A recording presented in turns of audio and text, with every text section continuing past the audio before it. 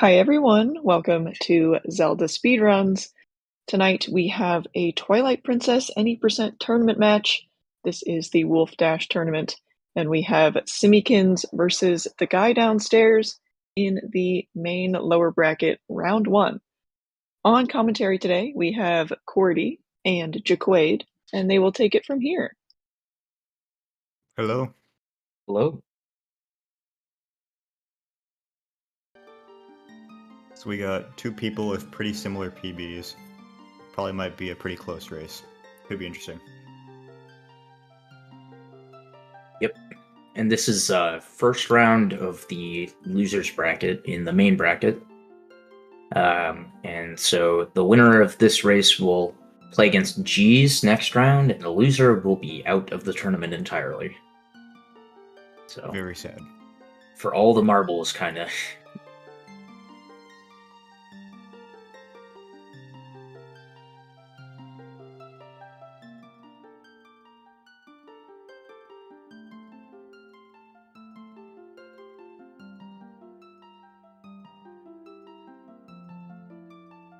I believe that Simi is doing the ELH route, and it looks like TGD is also, so they should be on the same route.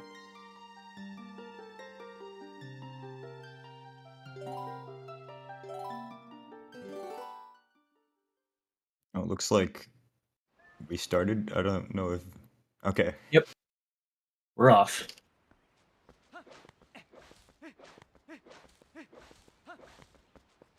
We're gonna go ahead and try to clip through the gate and then void out so that we can do back in time, which will be nice for a variety of things. But so hopefully the gate will behave. Yeah, it's not RNG, but it's effectively RNG. As in, nobody has a consistent way of doing it. So if you... Like what just happened to Simikins there, if you don't get through the gate, you just try it again. Yep. Interesting by TGD pushing the rock back into position there. That ended up working.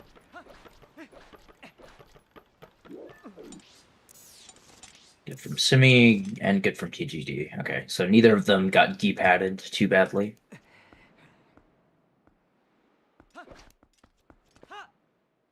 Yeah, sometimes the map can fail to open, and then you just drop into the void and lose like a minute. Yep.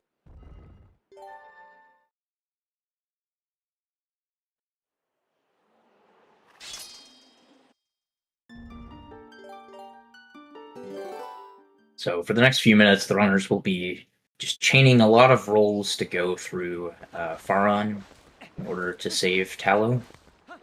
So we kind of just have to do this to be able to get to sewers, which we need to do. So we're just gonna roll around for a bit. Yes, which is harder than it looks.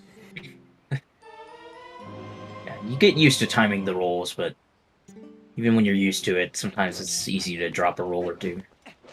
Yeah, and then especially in Fair, you gotta pay a lot of close attention to slopes and making sure you can get to full speed, and there's just a lot going on. Yep.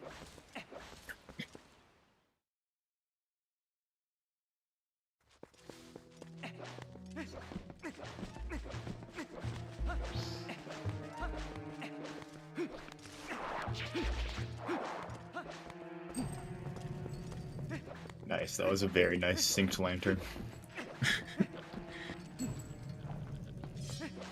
Yep, thankfully both of these runners are smart enough to know that it's faster to keep the lantern out rather than putting it away in between the webs, which is a common thing that people don't realize when they're first starting out. I believe it's something like 3 frames faster. Yeah, it's a little bit faster. TGD doing some lag manipulation, trying to reduce the amount of lag so it's easier to roll through the area.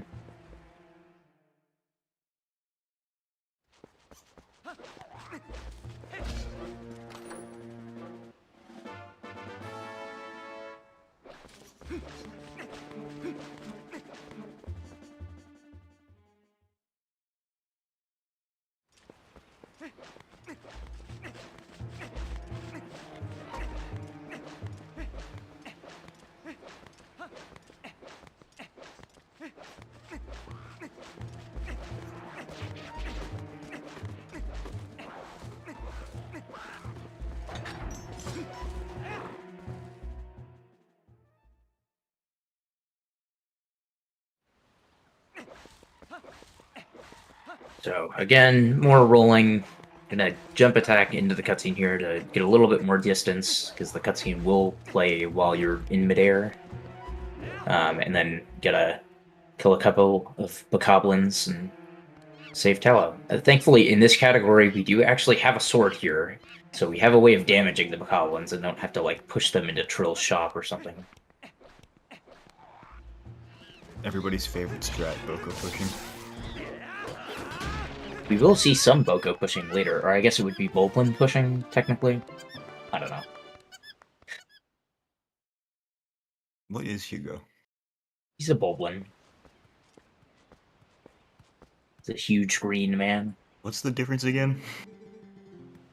The Boblins are green, and the Bokos have, like, funky-looking hair and are, like, purple or blue, kinda.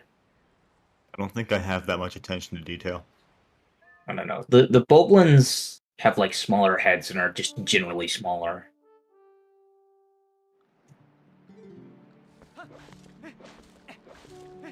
Anyway, it is sort of weird to have... I don't know if there are other games like this where there's a distinction between bokoblins and boblins. Usually there's just bokoblins, but... Anyway, we're having some goats here. Hopefully both runners will get, like, around 20 seconds, although it looks like TGD has a couple of Howards or bad goats going to the wrong side. Although, might be able to fix this. No. Unfortunate. Simi got a pretty good one, but TGD is gonna be a little bit slow here, having to fix this left goat, although Oh yeah. fixed it. Oh no. Fix both. Well, he should be able to give 2 and 1 here. And oh. Yeah, that's not good. Hopefully this He's last got goat won't run past the barn. Oh, there we go. A very sensitive goat and a blind goat at the same time, something you never want. That was a nice brake slide, though. That was a nice break slide.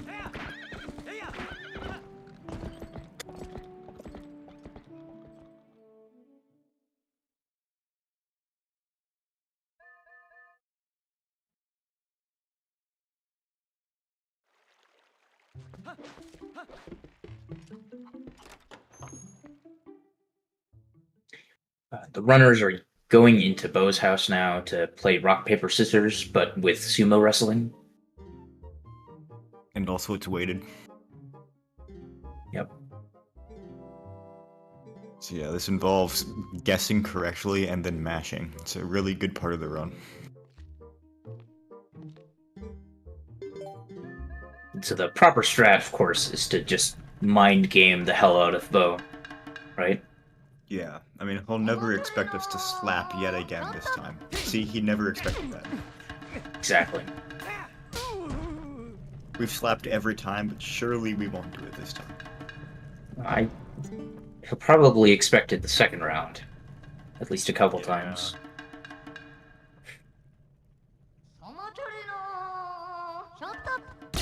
Yeah, see, Bo's grown a bit smart now. Yeah. See, TGD unfortunately just did the fight after Simi did, so Bo already knew what was going to happen. Yeah, unfortunate. So yeah, Simi's going to save some time over TGD here. Hopefully TGD will have a decent second cycle, second phase, whatever. 725 boots is not bad at all. Yeah, for a race, that's really good. I mean, like, most people will take under 730 for, like, a run in general. Yeah.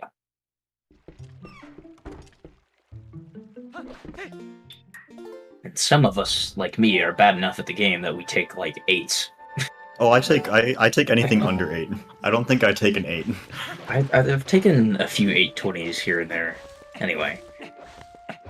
But yeah, ideally you get, like, a low 7 something. TGD, unfortunately, getting an 8 something, which is not very good. Oh well.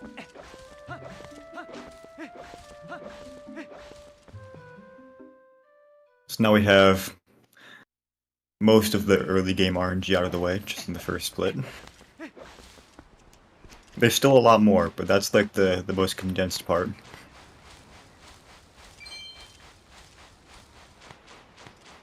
Yeah, that's the most true RNG. There's a little bit of RNG with Hugo in a few minutes from here, and the one-framers can feel like RNG even if they aren't.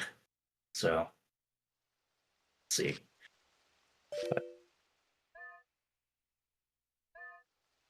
yeah, definitely the early game stuff where it's RNG doesn't lose as much time as like Bow can lose or Goats can lose with bad RNG. So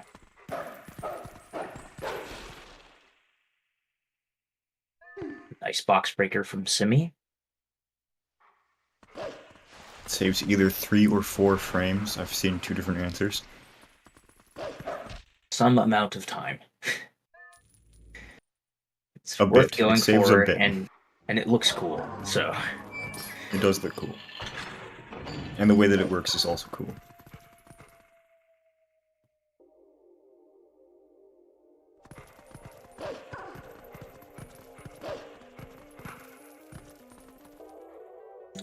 fortunately, Simi got a long jump from the ledge there, which loses a little time. Ideally, and we may see TGD get it. Ideally, you kind of just drop down from the ledge by holding neutral on the stick right before dropping down.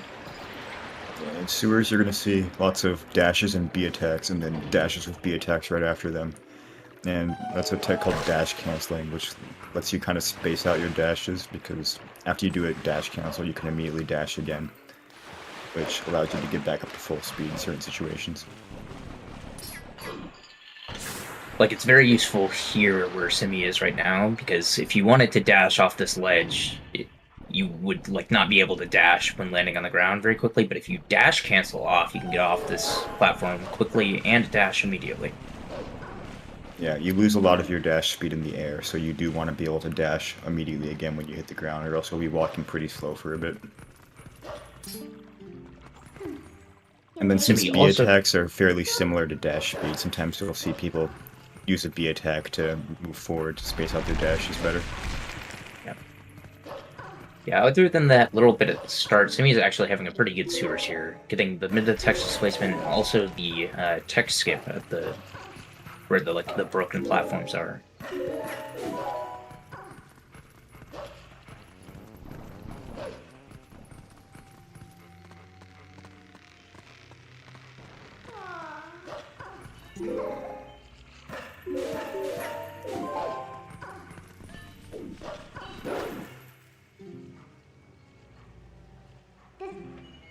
TGD also getting the TD there, so that's what that looks like. Kind of just do part of the conversation with Midna before actually entering the cutscene, and it saves a little bit of time where Midna would just be sitting around waiting to talk again. So And then Simi just skipped a cutscene and then frame perfectly dashed out of it before some Midna text. See if TGD can also get that. It's theoretically one of the easiest one-framers in the game, since you can just kind of time it with your start press. Yeah, theoretically. Right. Yeah, in practice it's a bit harder.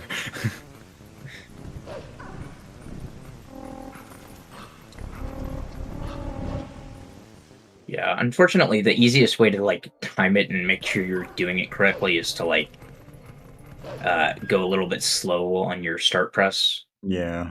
So it And like loses the a start little button bit is of so time, but- mushy, so it's just so hard to do like a one-frame delay with it.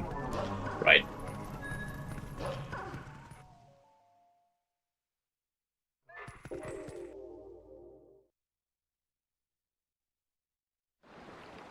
Alright, so Simikins is going to go lure, I guess it's a Bulblin named Hugo, over to a Midna trigger, and he is going to use that Bulblin named Hugo to jump over the Midna trigger and skip having to get the sword and the shield.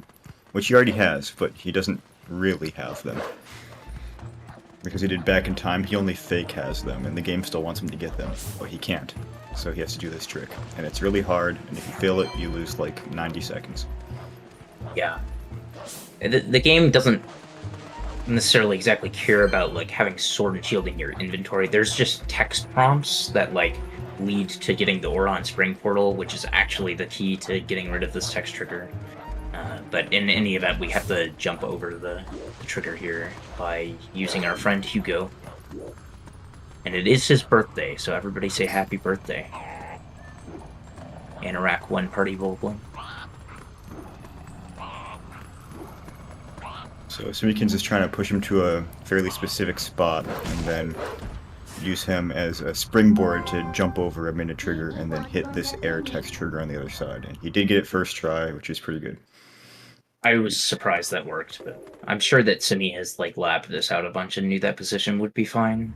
I saw the vision for it. I thought it was going to work. These are some great break slides by TGD here. I really appreciate this.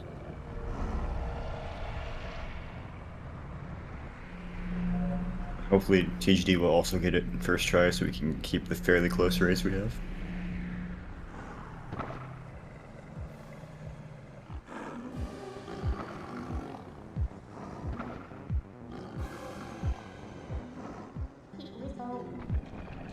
That's I thought I would have gone for that. Yeah, okay, yeah, that's unfortunate. So the one before the one he went for, I thought would have been fine, but yeah, well, I don't usually go for slide positions, so I can't comment on that. Oh, but okay. Yeah. Yeah, I don't know. I mean, the slide positions aren't too bad. You just have to like be able to recognize if it looks like a slide or like an instant jump attack.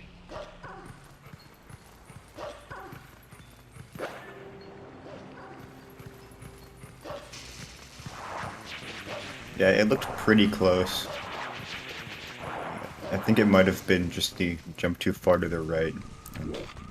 Yeah, I think it was the angle. So me trying to do the gate clip here, not having a lot of success. I think Simi's the only person who goes for this. Okay. I thought one other person goes for this. I'm forgetting who it is, though. It saves like 1 second optimally, but like you never get it first try. I don't even know if it saves 1 second. Yeah. A bit. It saves a bit. I want to say that Nimzo or somebody started going for it recently. It was somebody with a good time. I just forget who it was exactly. It's a good no slide spot for TGD.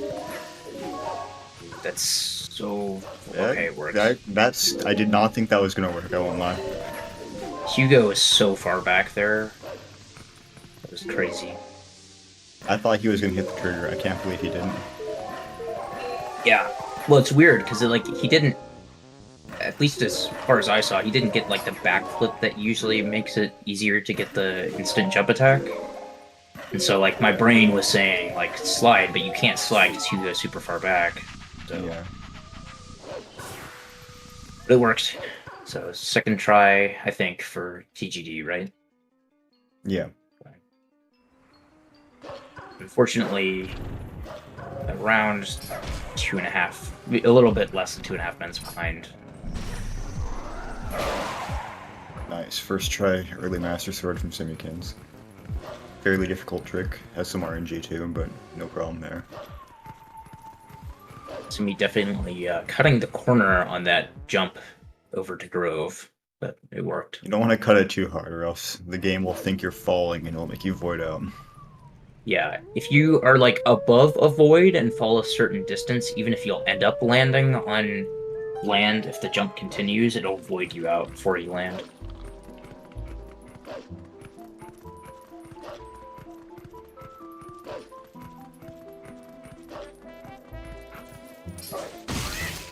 Nice quick climb from Simi.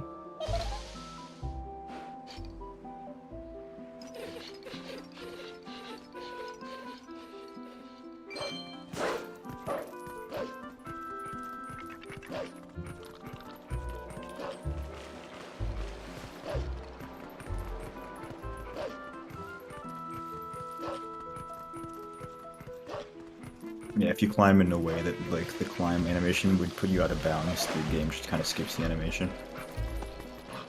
So there's a maybe like a half dozen places in the game you can do that. Yeah, some of them are easier than others, but very true. That one is kind of tricky. I don't even go for that one. I always feel like I lose more time even when I get it. Yeah. I don't remember if you can clip out of bounds on that one. That is interesting. I did not know that was a thing. I think somebody said that you can clip out of bounds on like all of them. but I'm not sure if that's true. I know there's like at least one that I can think of where you can really clip out of bounds. Nice camera by TGD, by the way, on those vintage jumps. This is new information for me. So there's a quick climb going to the boss key in AG.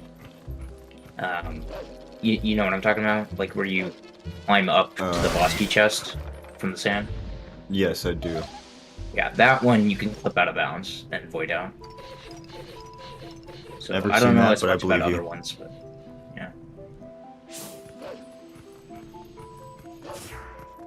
Yeah, TGD unfortunately having problems with EMS and it's gonna have to reset Jamal's position here because it fell over in a bad way.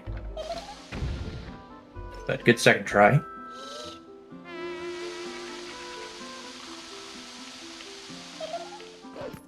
So yeah, I think TGD is still about 2.5 minutes behind here, like you said earlier. I don't know if he was quite that much behind earlier. Yeah. Well, I think he saved a little time by not going for gate clip, but then lost it again. Oh, right, I forgot about that.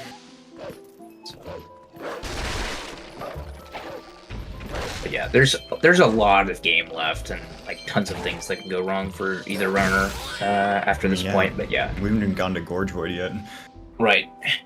Yeah, that's a big one. And that one's not even like really a mistake exactly. It's just kind of it bad is luck. I mean, technically, like, yeah, you should Gorge be Void able is to pure get skill. Void. I don't want to hear anything about like Gorge Void RNG. It's pure skill. So I know it's not like to be completely clear, it is absolutely not RNG. You just have to press A on a specific frame. But like it is a one framer, and so you can only feel like it's your fault so much when you miss it, even if it That's is true. literally your fault. So I don't think people beat themselves up too hard about it if they just like miss Scorch Void versus like missing a trick, which is like far more in your control. I mean, I definitely get sad not actually when I miss more in your Scorch control, Void. but you know what I mean, right? Anyway, I'm not whatever. like, damn, I suck at this game. It's just like, damn, I missed Gorge Void. Maybe it's just me. I do too many runs where I miss Scorch Void and just continue them.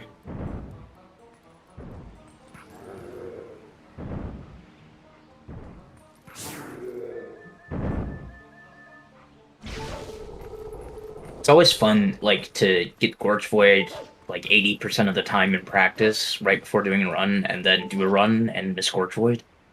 Yeah. It happens every single time. That was very scary. I thought TGD was about to jump off the ledge. Yeah, that was interesting. That is like a more common mistake than you think, and it loses like 20 seconds. Interesting camera angle, too.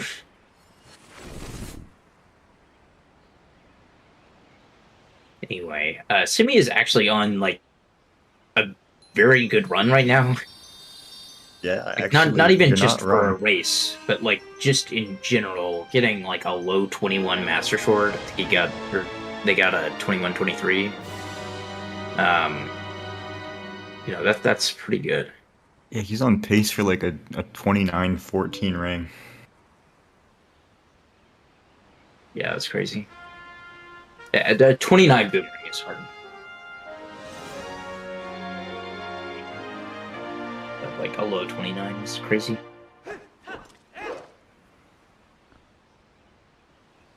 I believe we have had 28s in races. Yeah, I'm sure we have, but I wouldn't really expect it from either of these runners, though. Like, there's a few Marco. people that do it. Marco Yeah. and Nimzo probably. Marco, there's like a 28 ring machine.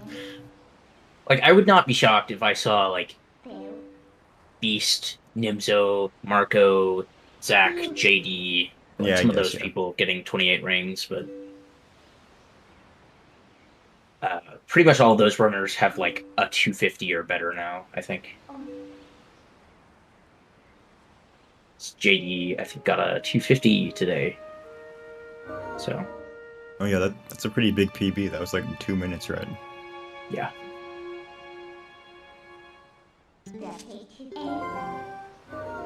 It's crazy like how quickly like he came back and like de-rested.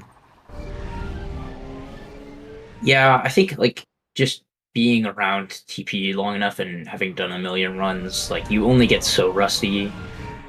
It's like I feel like every time you derust, you get faster at derusting the next time. But I don't know. And also, like, taking a break is, like, a very valid strategy for getting better. Yeah, it's definitely true. Like sometimes if you're just, banging your head into a wall. Of course he is. Yeah, nice.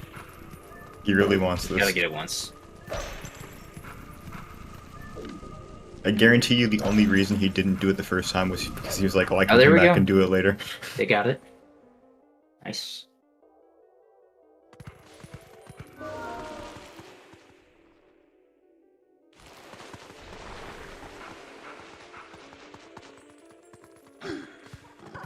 Simikins has historically had the Master Sword RTA world record, which that bait clip is a more important trick in.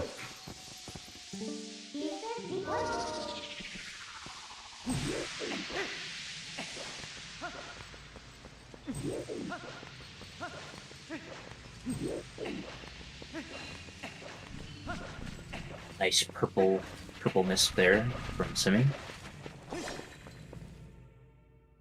The thing that doesn't look like a glitch, but kind of is. Yeah, it's not really a glitch, but the part of it that is a glitch is EMS, like being able to get Master Swords early.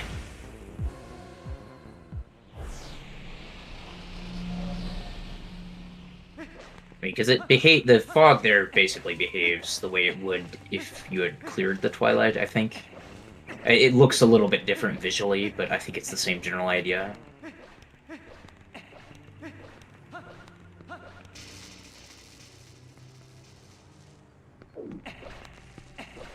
So now Simikins is going to be doing the back in time glitch again, but this time he is going to load a file while he jumps off the void.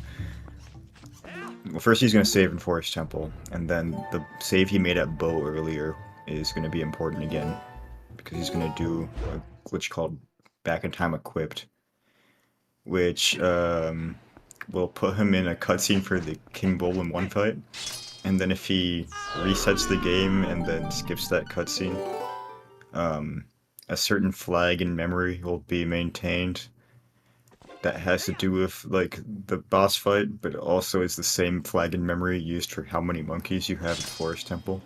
So by doing what he just did, he just gave himself a bunch of monkeys in Forest Temple that he now doesn't have to go around and collect.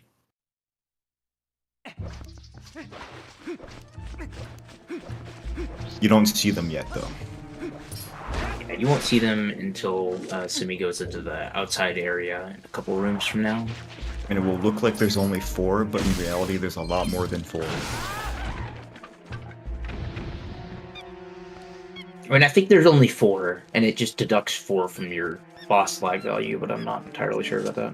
Oh, that might also be what happens. I mean, because it doesn't, like, take your entire set of boss flags, so you still have boss flags going into Deku Toad. Unfortunately, Simi kind of messed up the nut there, but they got pretty good RNG from Nancy to be able to skip Nancy, so that was good. Yeah, sometimes if you throw those nuts in specific positions, they'll just phase through the spiders and then hit the wall. Yeah. One thing I haven't been mentioning that Simi has been doing in a good number of rooms is DF walking. So, when they go through a room, sometimes, like, since you're starting from a standstill, the fastest way to get up to full speed is actually to, like, kind of target walk diagonally for a couple frames before moving. I don't know if they're gonna go for it here. No, I don't think so, but we might see it in the Ook room. In Ook room, I wouldn't DF walk in Ook room. Does that also have a weird camera? I think the camera may be facing the door. No, but I just like to mash A out of the cutscene. Yeah, okay, fair enough. So I can do the roll 3 roll. It feels best in this specific spot. See what he does.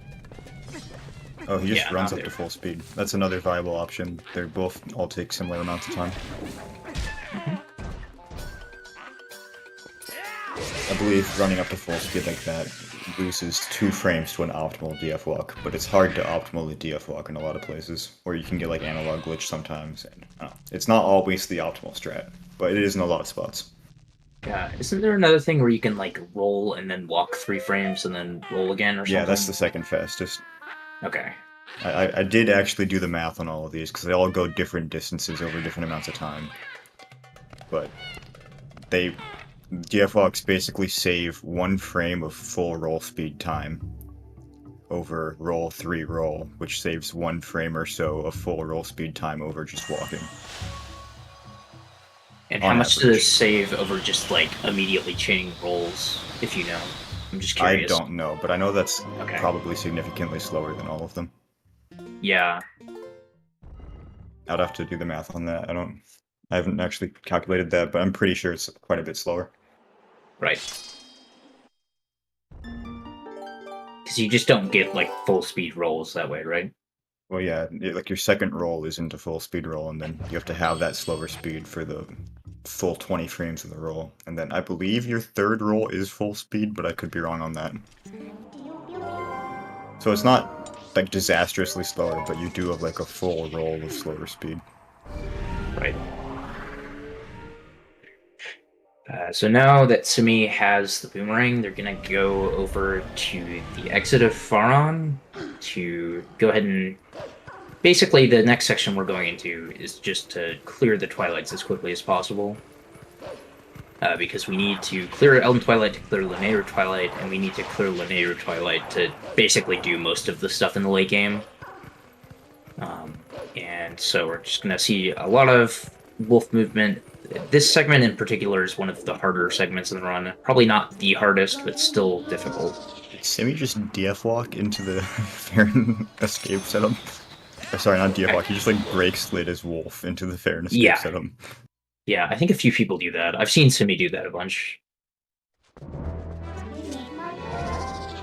And then he held up while mashing Z to transform, so he could walk a little bit more before getting transformed. Because you shouldn't expect that you'll transform on the first possible frame.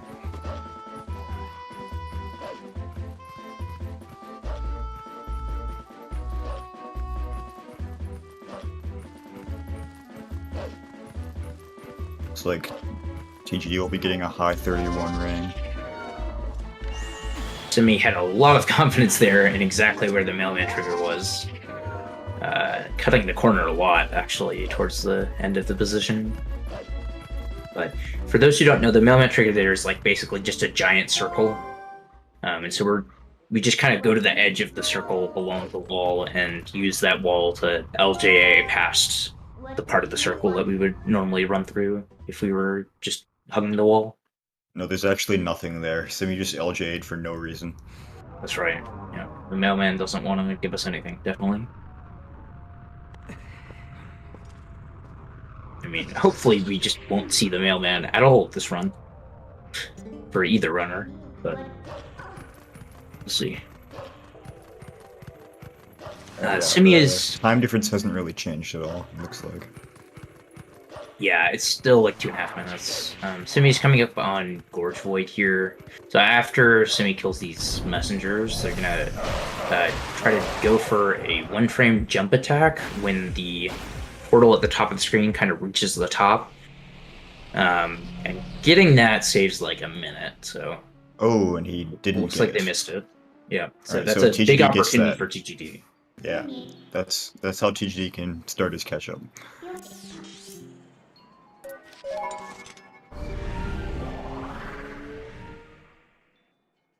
If you are super cool, you can moon jump over the trigger. Interesting. So, basically, what just happened is, Simikins just got map warping, which is something you need, but he got it at a time he doesn't want it. So you do Gorge Void to evade getting it, because when you do get it, Midna forces you to warp back to Farron. And he doesn't want to do that because he just came from Farron, so now he's going to have to dash across that entire stretch of Hyrule Field again later. And if you do get Gorge Void, you can proceed on and get like the Kakariko portal, and then go get map warping, so that instead of dashing across that entire distance again, you can just warp to Kakariko later. but he did not get that, so now he'll have to do that dash again. That's why Gorge Void saves about a minute. So he'll have to do this dash that TGD is doing again later, and then he'll also have to skip the Postman trigger again.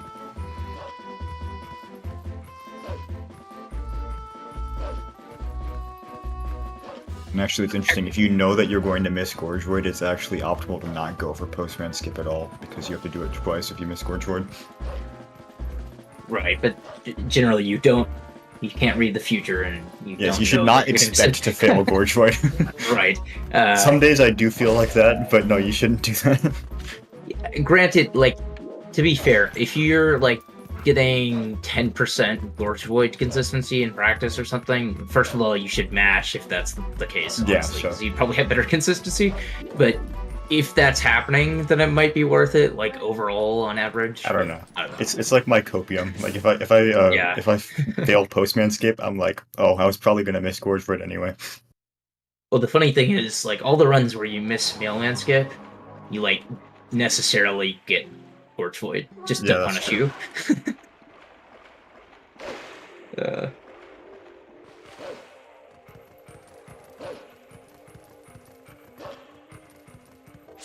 TGD running very far around to the side here, I guess. Oh, TGD's doing human Gorge Void.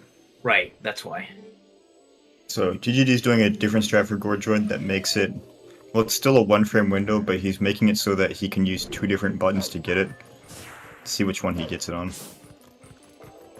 Looks like he got the Iron Boots button. So he did a setup where you can either press A to jump attack, or press whatever your Iron Boots button is to put on Iron Boots. I almost instinctively said X. And that Iron Boots animation of putting it on will put you in the air for a bit, such that like you don't hit the trigger. And during that air time, you can save warp. So that does still lose time to just doing it as Wolf, but he's saving time to Simi still because he got the trick. Yeah, so I it think loses... the save warp method like loses 20 seconds or 30 seconds, something like that, to I think optimally it's as Wolf. closer to 30. I want to say that it's like it's the amount of time of a couple transforms if you get the jump attack frame. Yeah. Okay, but if you get the save warp frame, go ahead. Rupee roll. This is my favorite trick. He's doing an LJ up onto this fence and then picking up this rupee, and then he can roll out of this rupee text and get on the other side of the fence. And then he'll do some side hops here so he can get around this post without falling off this small ledge. And then he'll turn around and do a massive LJ over this gorge and skip it entirely. And this skips having to... Yeah, this skips having to warp the Elden Bridge. Yeah, TGD, so this is a race, so I understand, like, trying to make sure you're doing consistent so that you don't, like, mess up the movement after Gorge Void, or after Rupee Roll, that is. But definitely going very slow and safe there. Trying to make sure all the angles are right before doing the side hops, and, like, walking the side for the side hops, and also... Yeah, it is easy to fall off there or miss the LJ. Then right. Basically have to do the trick again. Yeah. In general, like, honestly, if you get the first angle correct, then you generally won't have to, like, worry too much about aiming the boomerang at the very least. So you can, like, still play it pretty safe and be a little bit faster, but the point is that he got it, which is good. Yeah. So he probably closed the gap by about 30 seconds with all of that. Yeah. I'll be interested to see exactly how Simi decides to do Rupee Roll. I've not been watching Simi, so I don't know if there's been any notable time losses over there. I think that this segment has been pretty fine for Simi, other than, like, missing Gorge Void. Did he drown? Yeah, they drowned the Cartera. Or the Boblin, that is. Boblin Archer. Do you think TGD is also going to drown? That's an interesting question. I think no, but we'll see. I don't know what he usually does. there's a few runners that have like sworn off ever going for drowning, and then also in a race, it's like maybe a little bit scarier to go for it because crashing is like a huge deal in a race. Whereas if you're just doing like PB attempts, it's like fine, just reset, whatever. Yeah. I don't know. I'll probably never go for drowning until like I absolutely need it, which is not like something that is in like the near future probably. It doesn't save nearly enough time to make it worth it. It's not really inconsistent, and if you know what you're doing, you basically should never crash. It's just that, like, I would personally worry about doing it in a race. So, yeah. Definitely, I will, like, go for it on bad runs if I'm, like, not doing a no reset or a race or something.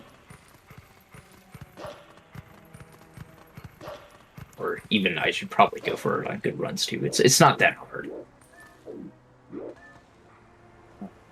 Part of the problem is, like, sometimes you can get, like, wonky Cargarok flight patterns, which can throw things off. But in that case, you could just decide to do the wolf, like, kill method instead. Like, you can adapt if you get, like, a weird angle. Just do that instead.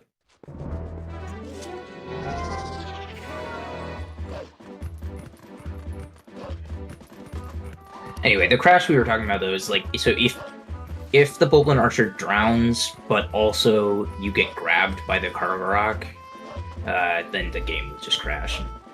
The last save that these runners have is back after getting the boomerang, which for Simi, since Simi missed Gorge Void, wouldn't be that long ago, but for TGD it would be a lot worse.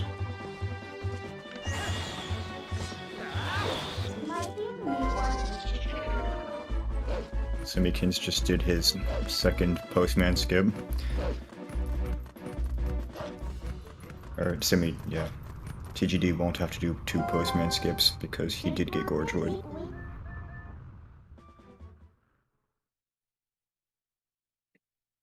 Hello, Anarakis. How's it going?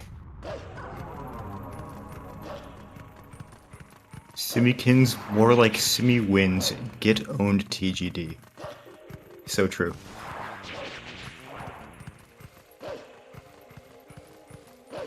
Yeah, it's kind of interesting because Simi has been kind of inconsistent on the runs and races, so so far this one's been good.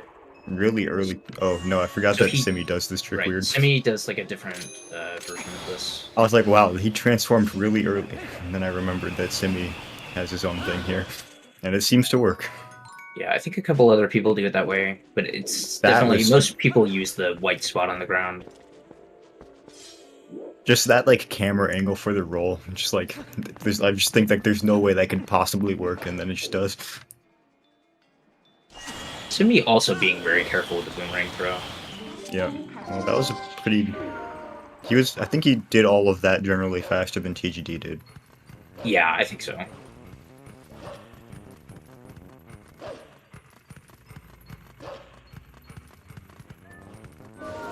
I mean, as far as I'm aware, the fastest way to do it is to, like, kind of YOLO the angle by just turning around in a way that, like, you're facing the right direction, than just doing the side hops, and after, like, hitting the fence, just immediately turning around and throw.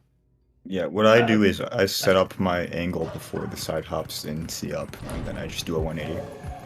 So because like, you already do have to kind of set up your angle for the side hops, so I just do that more precisely, so I don't have to do another angle setup later. Yeah, that's what I do as well. I pull out the boomerang to, like, kind of aim at the trail, like, after I'm kind of at the corner area. I put the boomerang reticle on the Don't Sniff the Kid scent. Oh, that probably works too. It's the same general spot. Yeah. I think. Just like to have that landmark to make it pretty consistent where I'm putting it. TGD having senses on for some reason just to make it make the screen completely black, I guess. It looks kind of cool, I guess. Yeah. Simi now starting Elden Twilight, which is one of.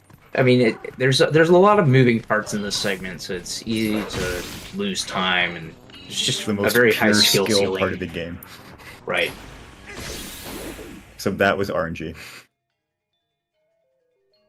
That keys. That's just unfortunate. It happens sometimes. So he's approaching these bugs in a very controlled manner so that he can get all of them pretty quickly with the mini jump. That was a very cheeky bug push there. Oh, I just missed that tier. That would have been so satisfying if he got that. Yeah, all these tiers take time to form, so that's why he left this tier to form while he went and got the other ones. So he can just get on the way out.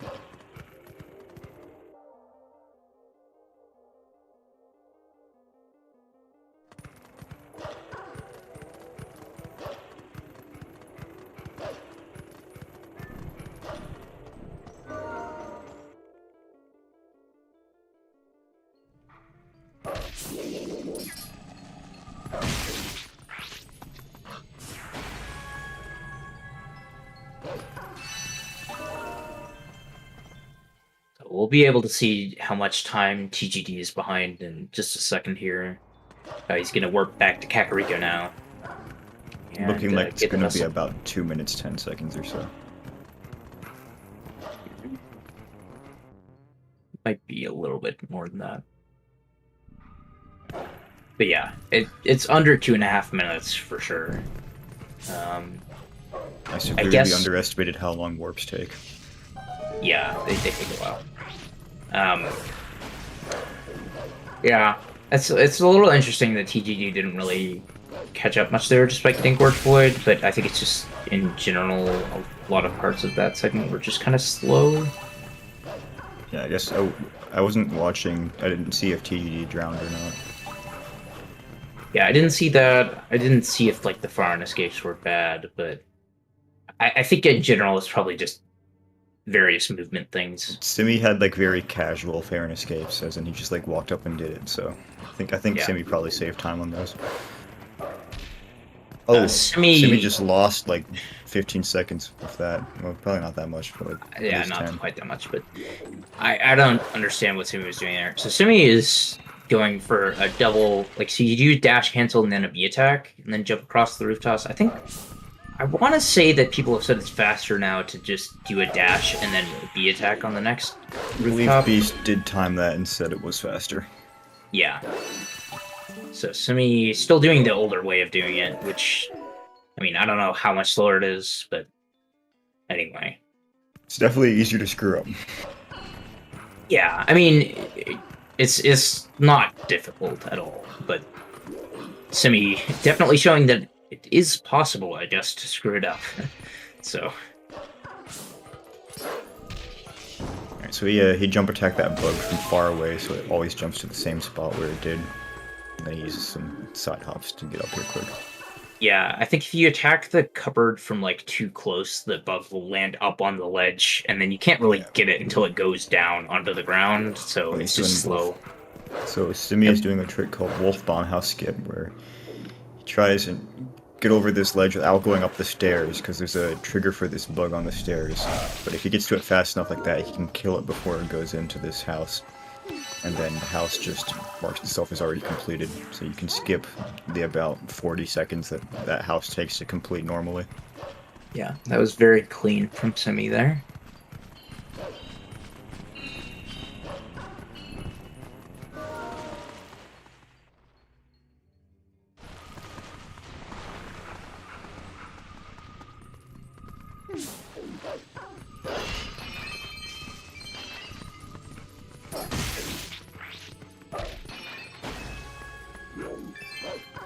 So be careful to side hop through that blue ruby to avoid getting the text.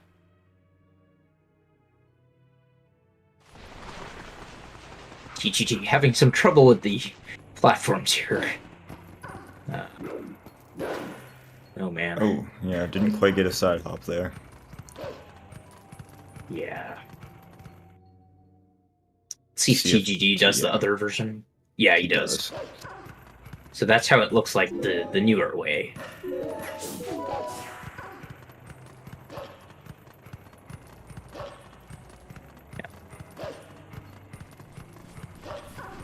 Yeah, at this point, Simi doesn't really have to worry much about rupees, because, like, I don't think the rupee count is going to get so much better that they'll be able to skip an additional rupee in AG. But definitely enough if they get both of the rupees on the way down from Zora's domain after Linear Twilight, that they'll only have to get 2 red rupees in AG rather than 3. Yeah. Both of these runners do actually have to care about rupees because they're running on German, not French. French has like a weird exclusive text glitch sort of thing, where Fire doesn't like actually check to see that you have 300 rupees if you like do a specific set of steps. Yeah. But it is on German, slower, he though. functions properly. Right. Yes, it is. It's just easier because you don't have to worry about rupee RNG or. Yeah, part of the reason it's slower. Part of the reason it's slower is French has like a few text boxes that are randomly really slow. Like I think so. The rupee texts are coincidentally on French actually very slow, from what I recall. Yeah. So like on rupee roll, you lose some time on French. I think there's like a cutscene, like the Zant cutscene or something. The Zant one is fighting probably Zant the is biggest slow. time loss. Right. The Zant one It was feels like 6 so seconds. slow. Yeah. Yeah. So definitely, French is still slower, but you don't have to worry about rupees. Yeah, the Zant one basically auto-scrolls some text that you can just mash through on German.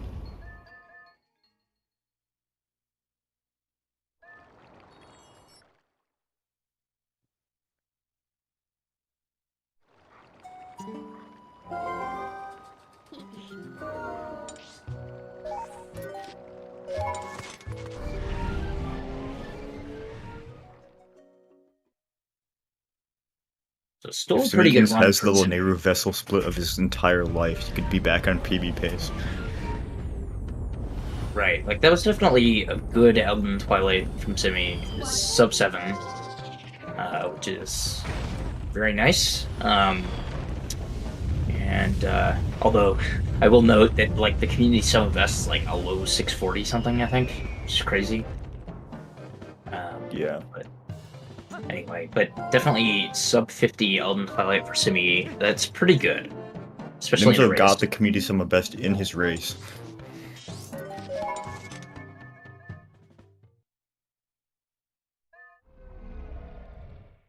And it looks like TGD is also on pace for a sub 7.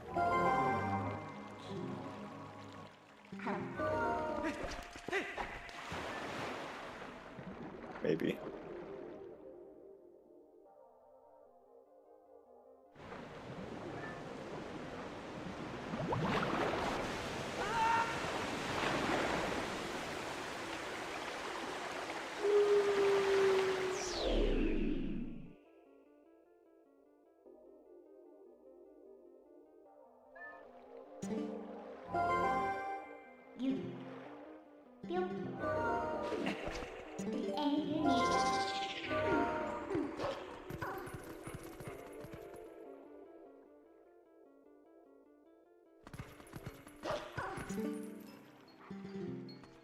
So yeah, like I mentioned earlier, this is kind of just a long Twilight section in the run.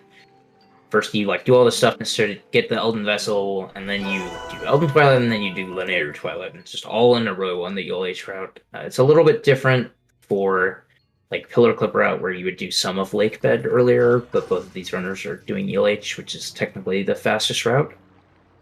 It saves a decent chunk of time, especially if you get the Zero Bomb on the Deku Toad later. Or, well, the Zero Cycle.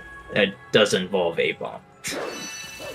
I think TGD just got like a 659.5 Elden. Nice. Sub 7 Copium.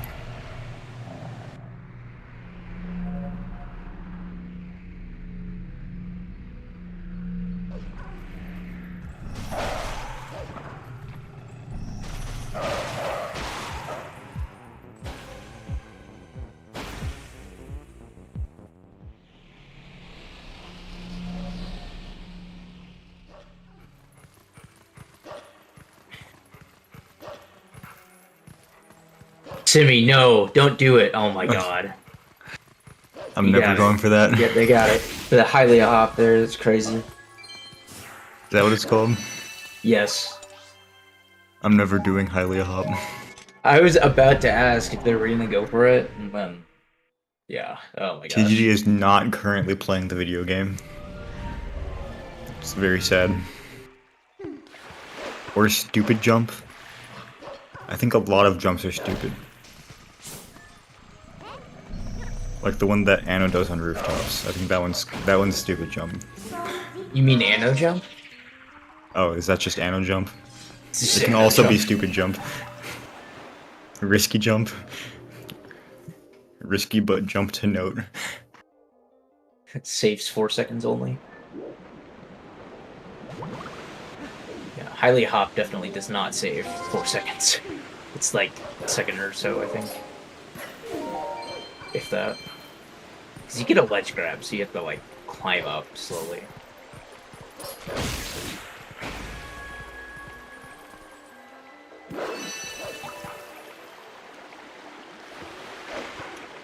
So let's see if There is a jump I just call cool jump. Maybe we'll see someone go for cool jump. What jump do you call cool jump? No, I'll tell you when it happens. Okay. There's an okay lily pads from Simi. He knows his lily pad hops. Yeah. I think he's the one that made the diagram of them, so... Yes, that's correct. There's a very, very detailed diagram of exactly how to move between all of the lily pads, and it's on ZSR.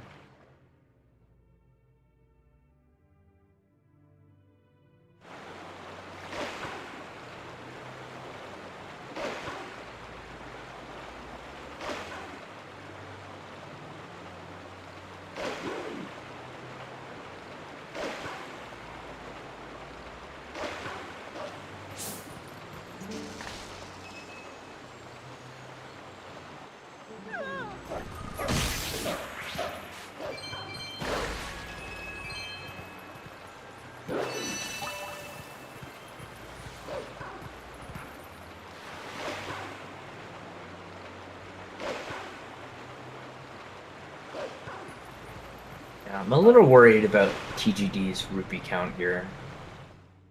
I think he'll be fine. I don't know. I mean, hopefully if you're TGD, you can get like another 6 in the next couple of grass patches. But, well, okay, never mind. There's the 4 after waterfall side op, so this is fine. I'm just forgetting. Yeah, no, you're right, Deepsea. I'm dumb. I forgot about those 4. This is fine, then. Because definitely, you'll get a few, at least, from the grass patches. And you'll probably get a couple in Poetry Room, and there's 4 guaranteed here. So.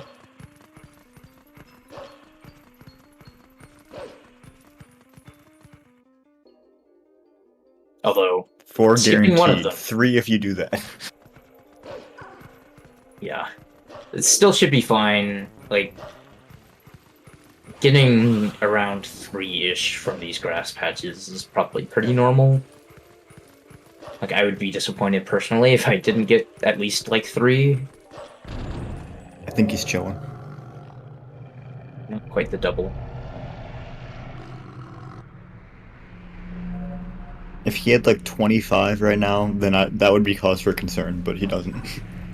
Well, I mean, okay, like, what I'm saying about, like, the ruby count not being great is, like, if you don't have to get backup rubies. Like, obviously, there's plenty of backup rubies all over the place where, like, TGD's ruby count would be perfectly fine. But, I don't know. Wow, that was a lot of attempts to get that tier. I don't know how he didn't get that the first 2 times.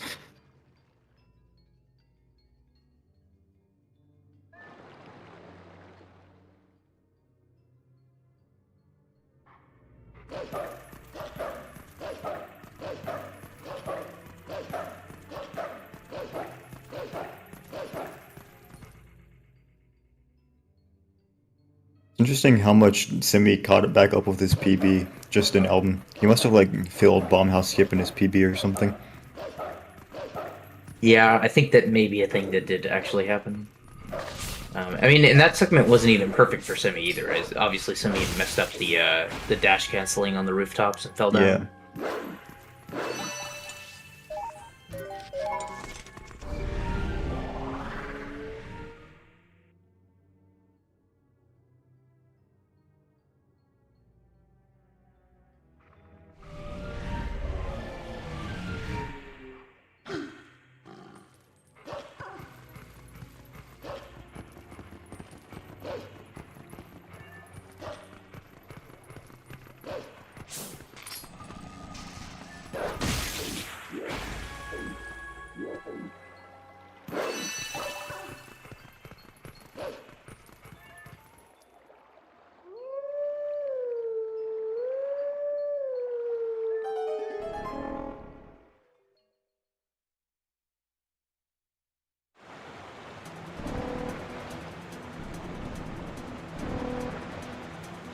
Yeah, it is just a little interesting though, seeing Simi like on actually pretty good pace after getting what I would say like a 3:15 in the race against Beast.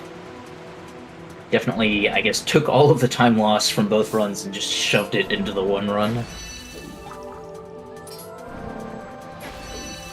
I mean, everybody has bad runs. Yeah, I know. I just... Anyway. I failed rupee roll 5 times in that run. That's a lot of times to fail. I think I would have reset. Oh wait, it was a race. It was a race, yeah, you can't really reset.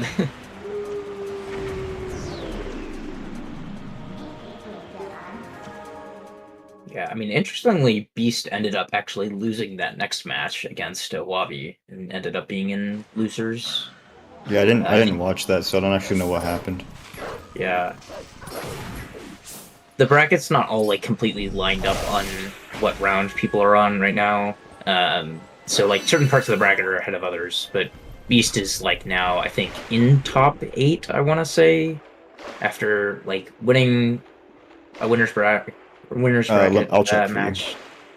then, like, losing one and then winning a loser's bracket match or something. So, anyway, it was a little interesting for the former world record holder from, like, actually recently lose so early.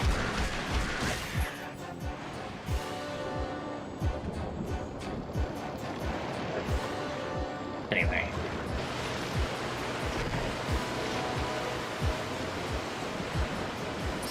Beast is in the top 9 right now.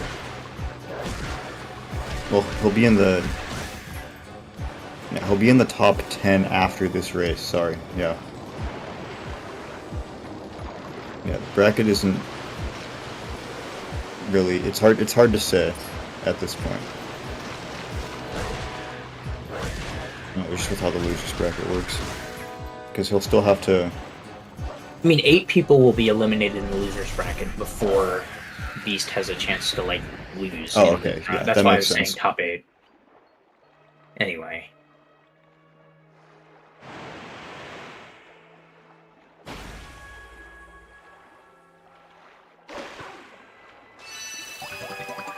But yeah, so there are definitely... Runners do have anomalous runs, I guess, to your point that you were making earlier. People will have bad runs sometimes. Wabi left Watchtower without the bug and climbed DMT before realizing. Classic, I've done that. Beast had a bad time with Enter Lake, but in DSS.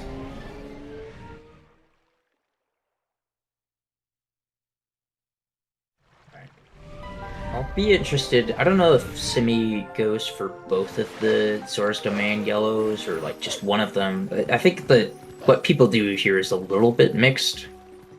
So I'll be interested to see. This review movement is like not super easy, but with a little practice you can get it most of the time. So yeah, Simi unfortunately failing it there.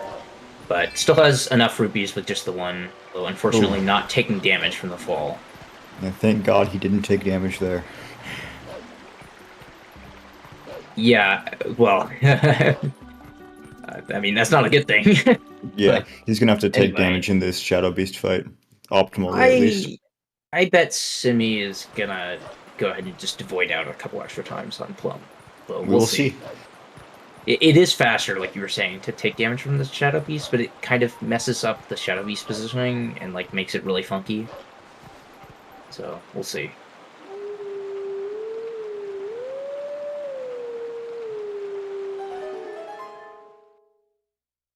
Like the Shadow Beast fight works really well if you like just do it correctly without messing anything up. But if you like have to sit there and get hit by Shadow Beast, it makes it really weird. Yeah, that's true.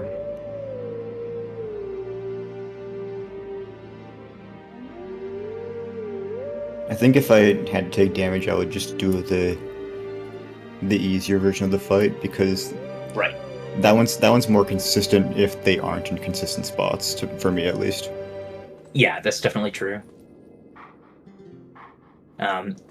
So we'll see. I think like, yeah, I don't know. I would probably still save time if you did like the more consistent version of the Shadow Beast fight and took damage from the Shadow Beast to get down to 1 heart, rather than like voiding out an extra couple times on Plum, probably would still save time, but it would be a little bit closer maybe, because the consistent versions, it loses a little bit of time. Right. We'll see what Simi does here.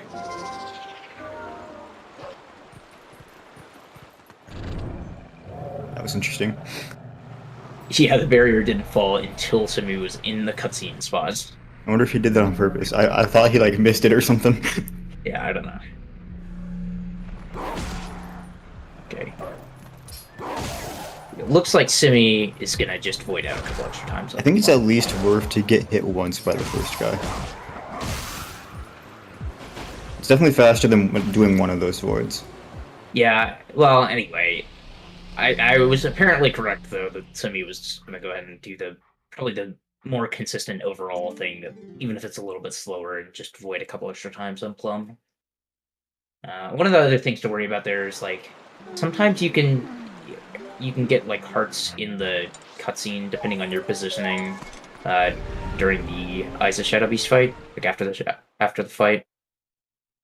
So if you, like, damage down and then get a heart, it kind of sucks. So TGD did properly damage down there, so that'll save him like 16 seconds or something. Yeah, it's a pretty good chunk of time. And he also did do the rupee movement better, so I think he also gained some time there. Right. Yeah, TGD did it all correctly. Didn't have to, like, mid to jump up or anything, so...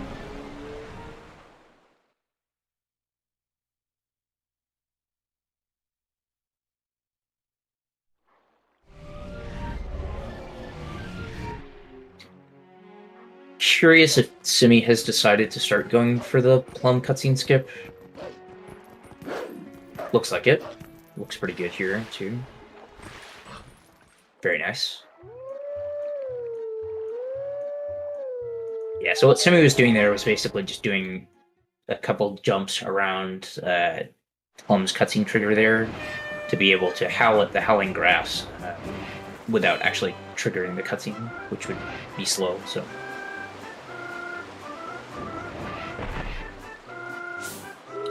Good Plum out of bounds as well.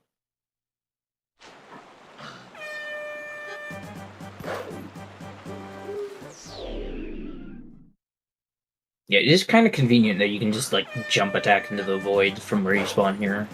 Yeah. I don't know why the first one usually, like, lands in the water, but the second one doesn't, but it's kind of weird. PP. Yeah, because you're doing, like, a jump attack from ostensibly the same spot both times, but I don't know. So this trick that Simi did there by game overing out of bounds in the Plum minigame empties Lake Hylia, essentially. So we call it Empty Lake Hylia because there's no water in it. And this is just caused by having, like, a really weird state on the Lake Hylia map, so we basically carried over the state from the Plum minigame onto this. We also saw TGD do the more consistent version that we were mentioning at the Shadow Beast fight there, which is a little bit interesting. So it's just easier with the positioning of the Shadow Beasts, basically. They don't have to be in quite the right spots for it to work. Yeah. Well, more specifically, I think it's easier on the timing, so they can be further apart from each other. Very nice bomb boost into Lake Bed from Simi. Does lose like a second.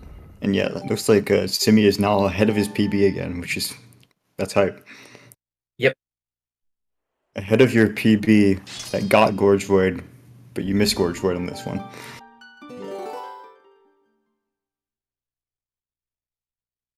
Right, and I mean, like, this one hasn't been perfect either. It's just goes to show. That, oh my god. That's cool. I don't know if I've ever seen anyone do that. And then ruining it by throwing a bomb. And then throwing another bomb. Simi. Literally throwing.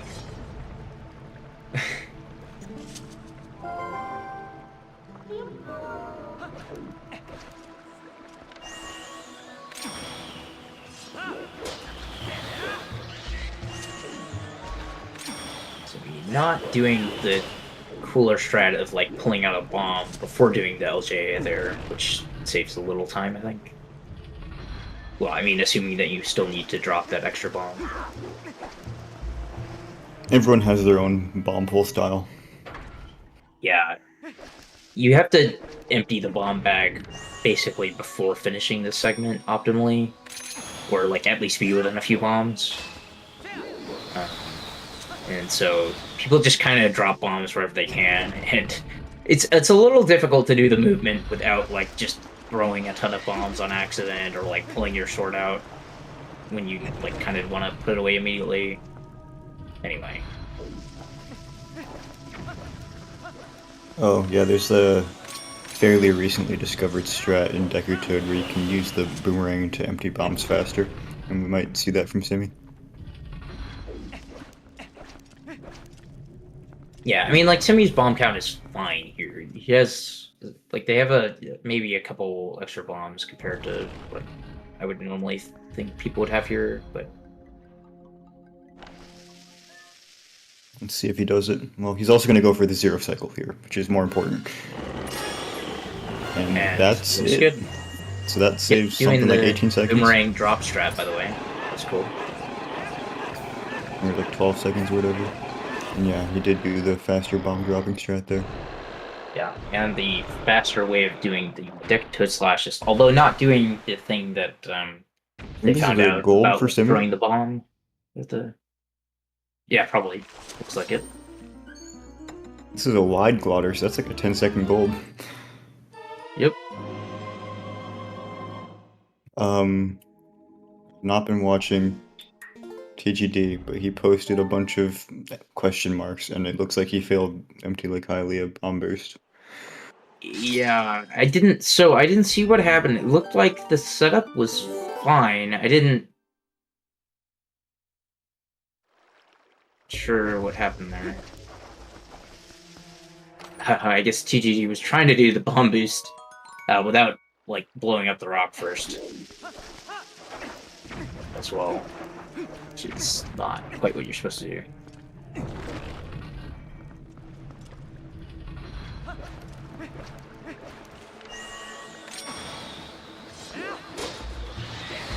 But yeah, TGD having a little bit of struggle here. Thankfully, it seems that he knows how to do the backup, where you don't, like, do the full setup again. So this should, like, save a little bit of time over doing the setup again.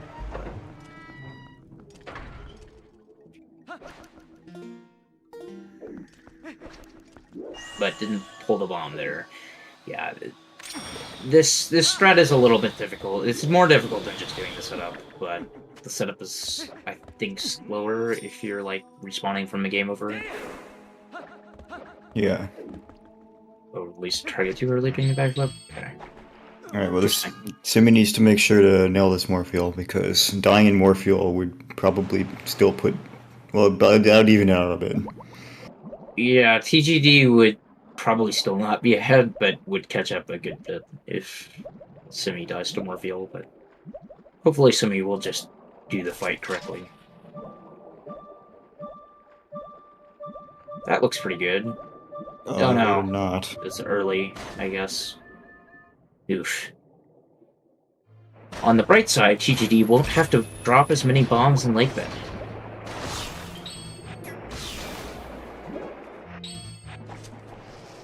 Really the Very bright good side. Yeah, okay, so, like, Simi could go for one bomb here with that. And should. Depending on the RNG. And should go for one bomb. Simi, I hope that you hear me. You need to go for one bomb. I agree, I need to see it. I mean, this is like a run on PB pace. Like, if you get the RNG, like, absolutely. If Simi got one bomb, this would be, like, one of the most hype runs of all time. Yeah, I think a couple people have gotten it in Wolfdash races, but it's always fun to get, so we'll see. So, I don't think so, no. Morpheal kind of kept something going. I think you could maybe force this. It's possible, but, like, if you get a bad regrab, you're dead. Yeah, okay. That's smart to go ahead and just go down. Yeah, you definitely could have done that, but if you get, like, a longer regrab, then you're probably dead. Yeah, I think that would be very difficult to pull that off with that air beater. like possible, but hard. See if he gets this regrab. I'm sure Simi's gonna get this. Very nice. Remembering to equip the lantern too, which is it's the hardest part of this fight. Is remembering Looks to like equip the TGD lantern. did get into lake bed, which is good. There we go. Good. Yeah, definitely not the run that TGD would have wanted going into this, but there's still some chances to come back. Unfortunately for TGD, I don't think that fortunately and unfortunately, I guess, I don't think Simi goes for Stallard Skip. So on the one hand, like, it's gonna be harder for TGD to catch up because like Simi's gonna have a more consistent Stallard, but also I don't remember if TGD goes for Stallard Skip himself. He does. So like maybe there's like a chance to save a couple minutes there still. Oh, TGD for sure goes for Stallard Skip. I don't know if he's going to go for it in this race, depending on how this goes, but I think he probably will, because that's like an opportunity for him definitely. to save like 90 seconds to 2 minutes on Simi. Right. But what I was saying, the part of the problem with Simi not going for Stallard Skip is when you're this far behind, you would like hope that the rest of Simi's run has like a high variance, so Simi could like lose a lot of time somewhere. But if Simi's not going for Stallard Skip, like he can't mess up Stallard Skip like 10 times in a row. So anyway, it's definitely going to be hard to catch up at this point, I would say. Like Simi has like a, I don't know, like a 6.5, 7 minute lead right now. I need gold and Morpheal. Maybe gold and Morpheal. Right. Yeah, that's a very nice lake that time. 1:15:41. Yeah, they're ahead of PB by almost a minute now, which is kind of crazy.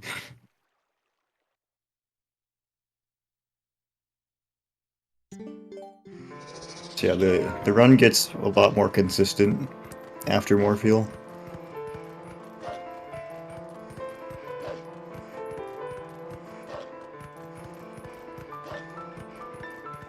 Yeah, as long as you don't go for Stallard Skip, it's like pretty consistent the rest of the way. There's some, you know... There's some blips in the road. Snow Peak is sometimes a little inconsistent. Spinner segment especially is kind of bullshit. Like DSS. Other than that, most stuff is like pretty straightforward. There's like a few things that used to suck, but don't suck as much anymore. Like Aralfa Skip is way better now with the Awabi like ankle setup. So TGD going for the more consistent Deku Toad / strat, which loses a little bit of time, but is very consistent. It's the same combo that you would do on B-Scannon later in the run, so runners basically already know the timing for it, and it's really easy to just pull out.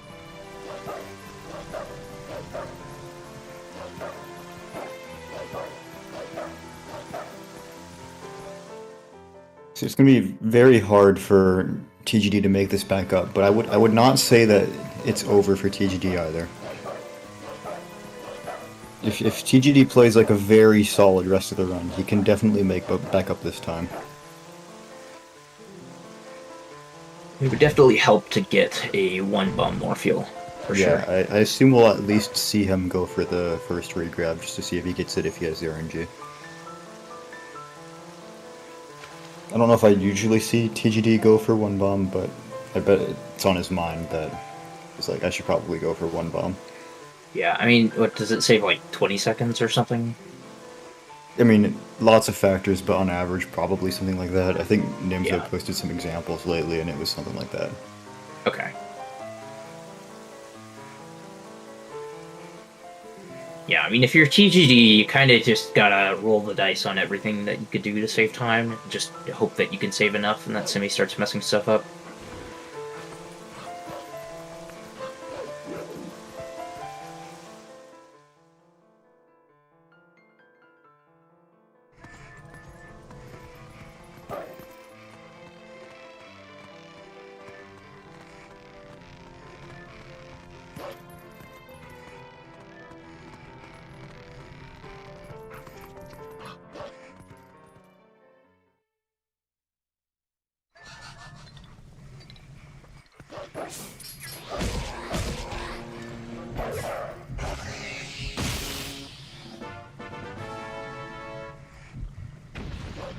TGD claw-shotting the viewer.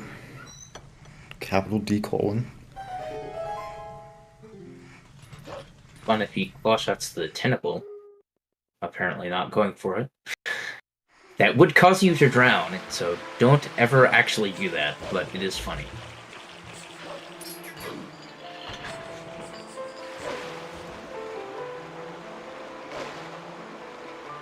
Very nice bomb pull from TGD. So definitely, if Morpheal gives a pretty good pattern, I suspect that TGD will go for one bomb. Yeah, I mean, the way that he, like, with intent, like, did that bomb pull very late makes me suspect that he's gonna try for it. Yeah, I mean, and like TGD's best segment looks like it definitely got a one bomb, so I think that he's done it before, so he, like, probably goes for it when he gets the RNG, I'm guessing.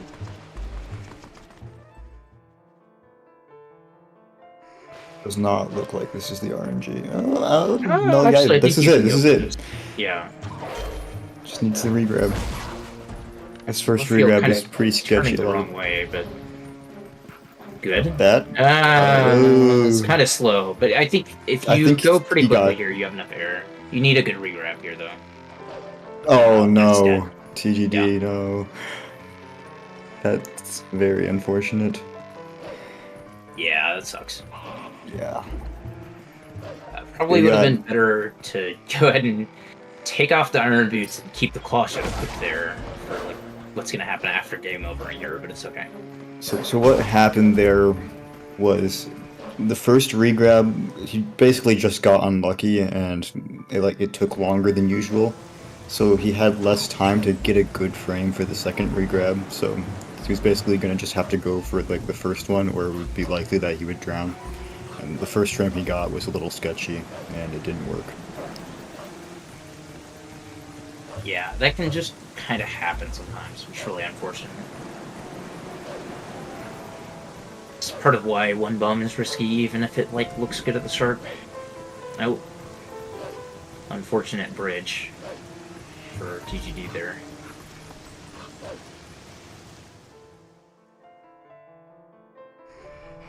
It looked like a pretty good MDH for Simi. I didn't see a lot of it, but another gold.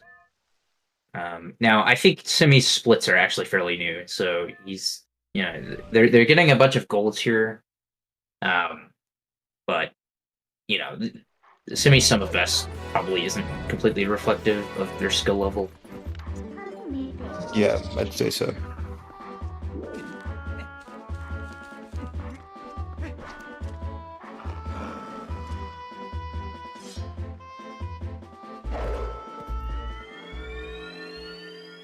TGD was teasing us there with going for the tentacle claw shot. Didn't actually do it though. Like, I think Simi could still realistically, like, 254 out of this if he plays, or if they play the rest well. Yeah. Yeah, I think so.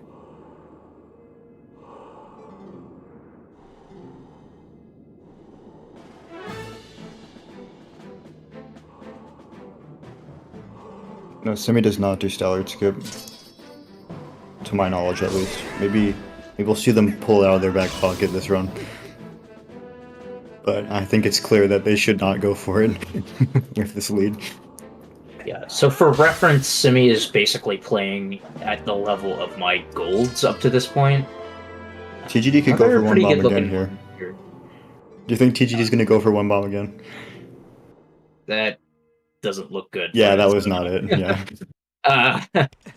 But yeah, so I also don't go for Stellar Skip like Simi, and I think my sum of best is like a 254 flat. And so, like I was saying, Simi is basically playing at my sum of best right now.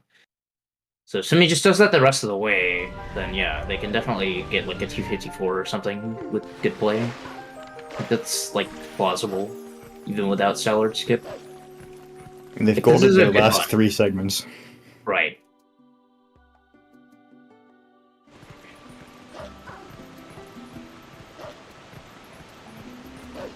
Looks like we have a successful 2-bomb from TGD here. Yep.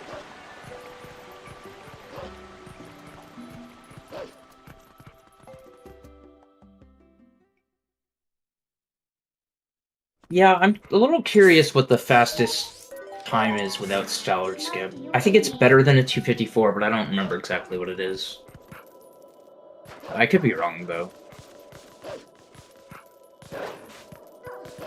I know that there were 254s before people found Stellar Skip. Yeah, 252 something. It would still be a really good time.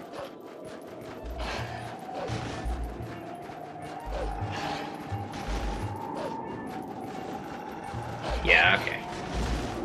It looks like we're saying 252 probably is what the world record was at the time. I mean, yeah, that was also before we had Yalis, ELH, and Kai Clip.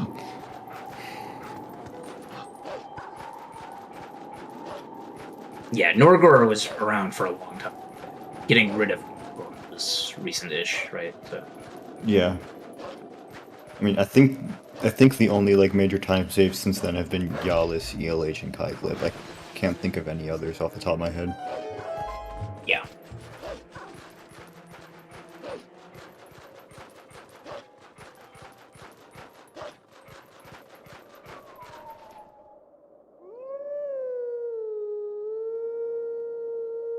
Yeah, sub 250 without Stellar Skip is possible, it would just be difficult.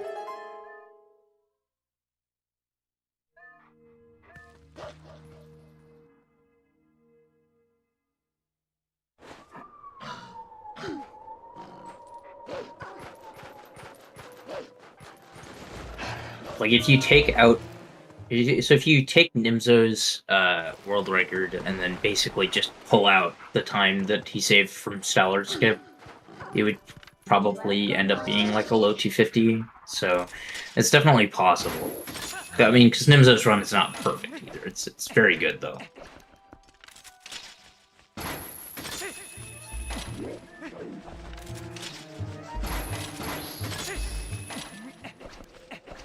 I think you could get sub 250 if you took out the Stellar Skip from that run. Yeah, I don't know how fast that particular Stellar Skip was. I think, like, in general, though, I think you have to have basically a perfect Stellar Skip to, like, save 2 minutes to, like, a normal casual Stellar fight. Right, I mean, it depends on, like, how good your first phase Stellar was, but, like, if you assume perfect first phase Stellar, I think that the gap is, like, a minute 55-ish between, like, a perfect normal Stellar and a perfect Stellar Skip. That sounds about right.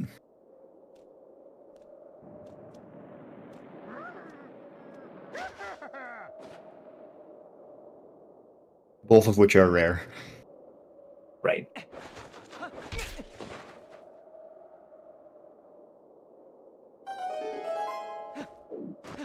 Okay, It would there be you a go. 250-00.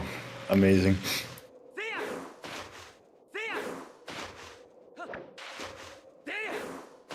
Oh, TGD looks like he got Luigi's glitch.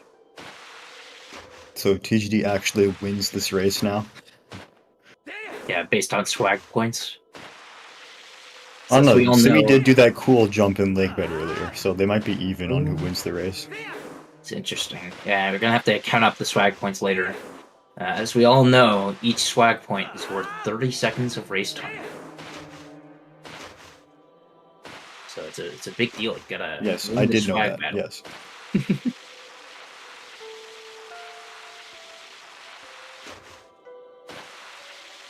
Simi also had Hylia Hop, so maybe I don't know. It's And also the probably gate close race clip. on that front. Yeah, the gate clip too. Although I don't know, you know, does Simi lose some swag Yeah, points? if you by lose failing it a time on bunch? the swag, is it really swag? Yeah, I don't know. Anyway, will Simi do the tech skip here? No. Looks like they were going for it. Yeah, I didn't get it though. Simi playing it very safe with health here. This is a gold too. That's the 4th gold in a row for Simi. So I imagine that Simi does ladder freeze hard cancel, so I don't really understand grabbing a heart there. If you're doing ice clip, I kind of get it. But, yeah. 2.5 hearts is enough going into Snow Peak. I don't know, like freezer skip, I guess. Some people don't like to do Dark Hammer on under 1 heart. Oh, here we go. Okay, so Simi actually is going to do ice clip, so that's why. Yeah, okay. That makes more sense, because you're far more likely to like take damage doing ice clip.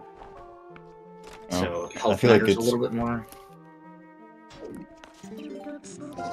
I mean, you ice skip isn't the scary one for me. LFC, so ice clip, it's like, see, there you go. So you already took some damage.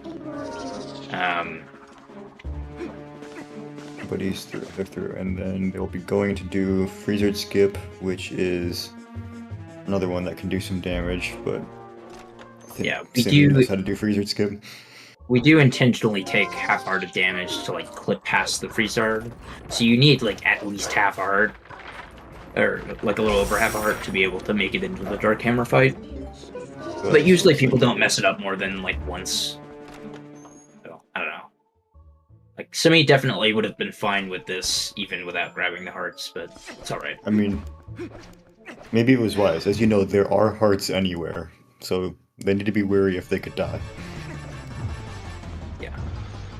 Yeah, like you were saying, there's no hearts at all in Snow Peak, because you're meant to heal up using the pumpkin soup, but the pumpkin soup is really slow, and we don't have bottles or anything, so... if we take too much damage, we just die.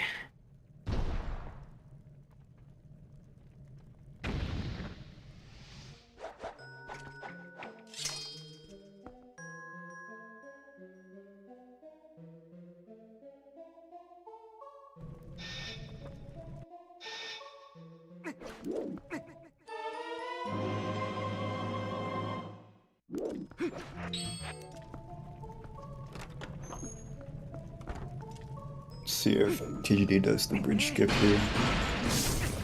Looks like they're not going for it.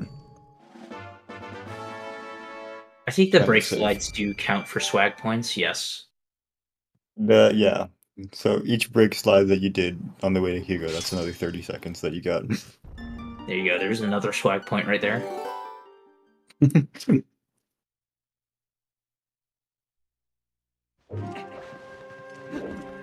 Definitely want to encourage as many break slides as possible just because they look cool. Yes, don't not break slide.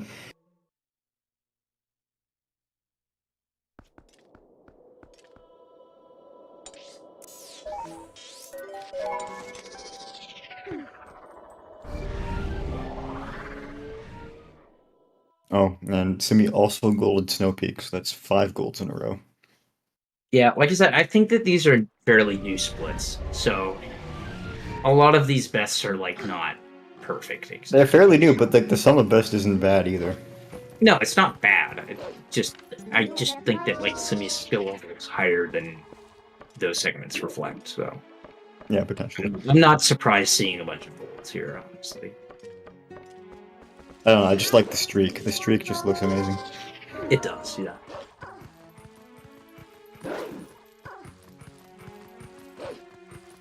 This one will probably be harder to gold.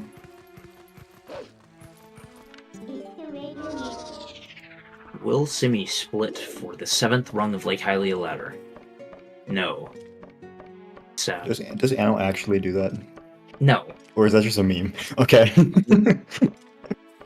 I'm trying to get Anno to do it. I mean, it would fit, but no, it's just a running joke. Because Anno splits everywhere, so it's like, you might as well just, like, split on every rung of the ladder. Or, like, every time you roll, you know? Have, like, a million splits. Nice ball and chain, that's a swag strat.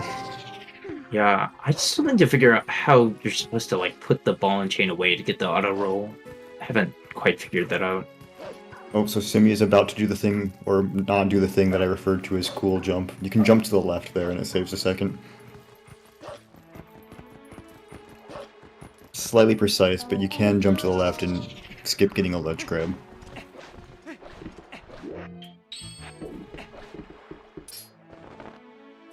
TTD going for gratuitous brake slides now.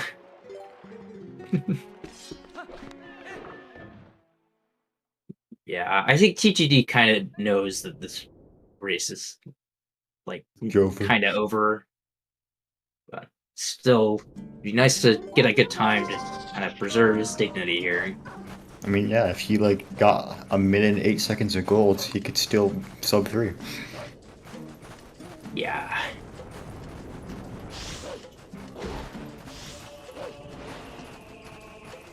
Yeah, I mean, basically, unless like Simi has a complete and utter meltdown, or like Simi's power goes off or something. Shall we explore the ways that Simi could potentially still lose this race? Dying to KB3, that's one.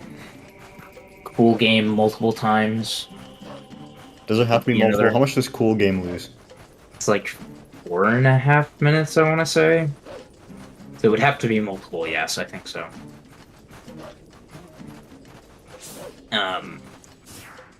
I mean, even just dying to KB3 once probably wouldn't quite be enough. It would make it more competitive. So Simi would go back to the Snow Peak save. Right. I forgot that it's less bad on ELH than it is on Pillar Clip. Right. It's very, very bad on Pillar Clip route, but it's not quite as bad. ELH. You still probably want to take it carefully in a race That's setting. like what? Like a 6-minute time loss? You probably... Yeah. Yeah, that's actually about right. Yeah, that would make it competitive for sure. Don't do it, Simi. So Simi would have to reboot their console, and so like that would definitely probably like 6.5. You're probably right.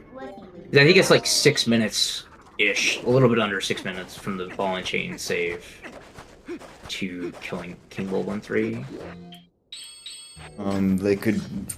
They could reset early on the save warp for Spinner.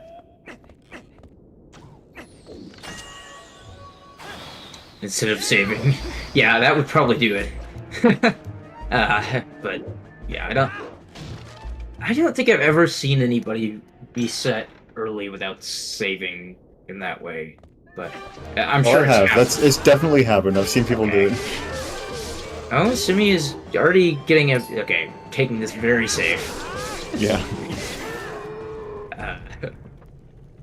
Yeah. KB, please. Simi definitely did not want to have to reboot their console there. I have Inku in a Hundo run. That's so sad. How much does that lose in a Hundo run? That must be a ton of time. Probably.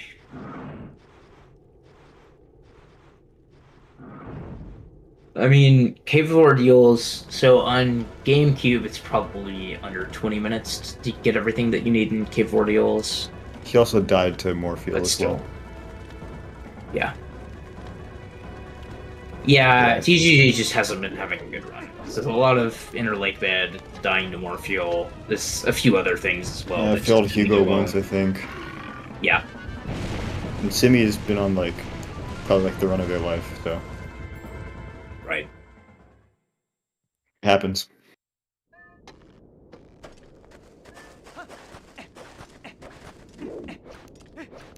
TGG, interestingly, not cutting the corner.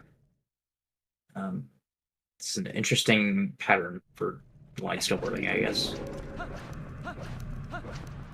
Let's see if he gets the legendary 5-spin. 1, 2, 3, 4. Oh, no. Does that count? I don't know if I want to count that. I think he hit the ground. I think we did an instant replay on that. Yeah, I'm pretty sure he hit that in slow motion. The 4 is still pretty good, but not quite 5, I don't think. Definitely playing it very risky with all of these jumps on shortcut, but it does save a little bit of time, because you do move faster in the air than you do on the ground. Not cutting the corner at the end, though. Or maybe a little bit. Oh, no. You can clip there. Okay. Wait, you can clip there? I have seen somebody clip through that railing in Void. I forget who it was. Like, did they Well, they did clip it on through the or did right they side. jump over it? I'm pretty sure they clipped through and it was on the right side. I don't remember who my it was. goodness. I also have seen people jump over it on accident too. That's also a classic. Yeah, I've done that before. You catch like I've definitely done that before. you catch the corner of the hill and you just throws you off into the void. It sucks. Yeah. Or like you just have a weird angle and then you just instinctively jump. Now, will Simi go for the old version of Poe and Skip? Curious. Probably not, but it would be kind of funny. I don't know if Simikins is that old of a runner, are they? So I think they know how to do it, but Simi didn't do runs until after, I believe, the Poe and Skip like upwarp method was found. We have spoilers in chat. What's gonna happen? Do you think TGD is gonna jump off and back down and like before this slider? Oh. Trying to do all dungeons. Apparently. Definitely does not need the boss key. Not in this category.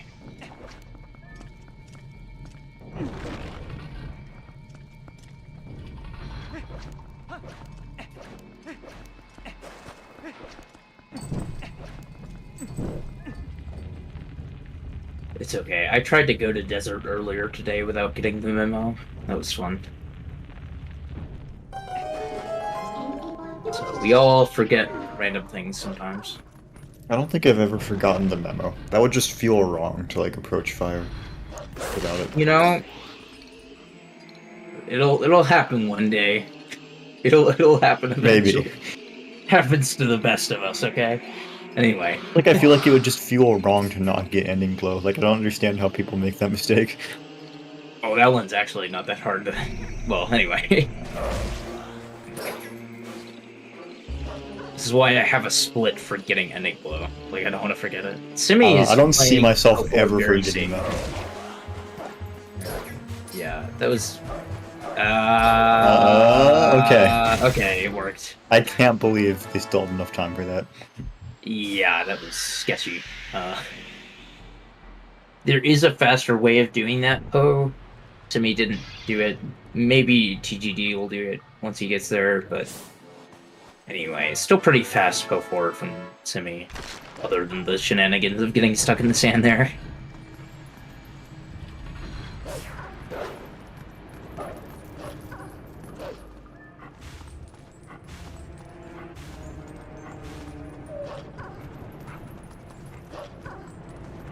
Oh no, Simi getting stuck behind this fence. Definitely having some trouble there. Yeah, anyway, that's not a particularly hard piece of movement, but all of us mess up easy things sometimes, so... Yeah, you can actually target the Moldorm and then do a jump attack to make back up getting in that weird spot. That's kind of interesting. I've definitely done it before. I usually just get the 20 rupee chest though.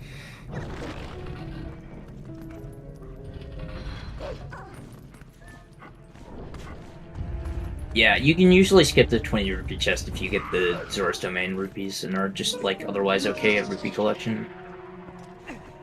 But the rupee writing is not too difficult. I guess on, like, Pillar Clerk route, it's, like, a little you don't weirder. want to get those ones. Because you don't want to damage down there anyway. So you wouldn't want to get those, and then you also wouldn't want to get the one in Eldin, probably. Just because of, like, anti-lag reduction from TGD. Just put all of the water on screen. That's right. Lag augmentation. Yes.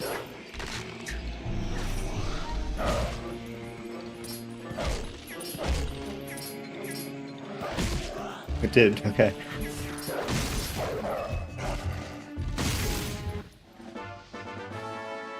Simi has a decent angle, I think, to do the dash here. He gets it.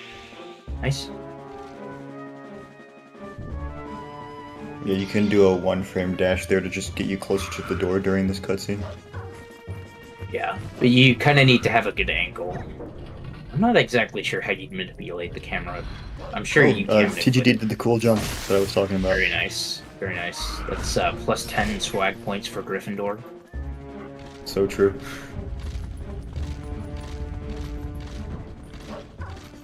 That did look cool. So, yes, that is why I called it the cool name is jump. accurate. Right, exactly.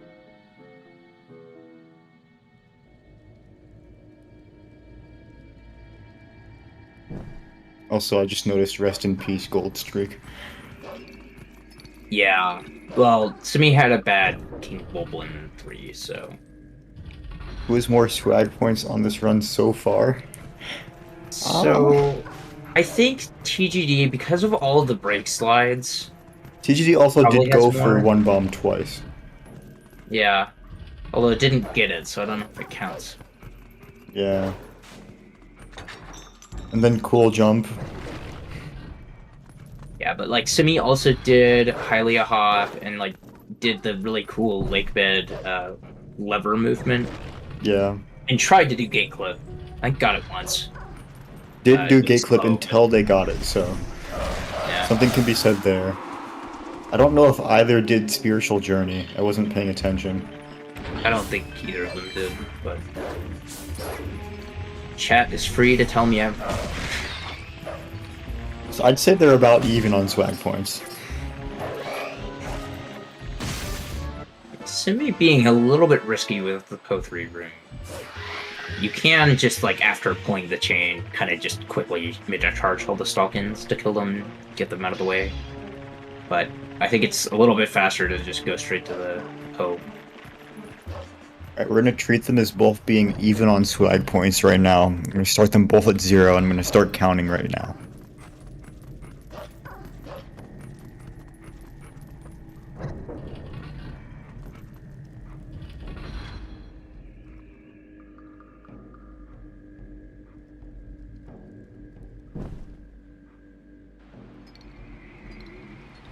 I think bufferless Death Sword skip would also probably be worth at least 1 swag point.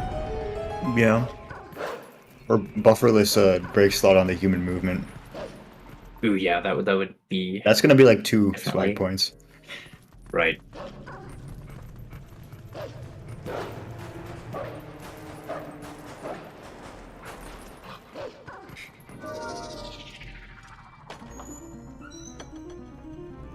Ooh, TGD doing a different version of this.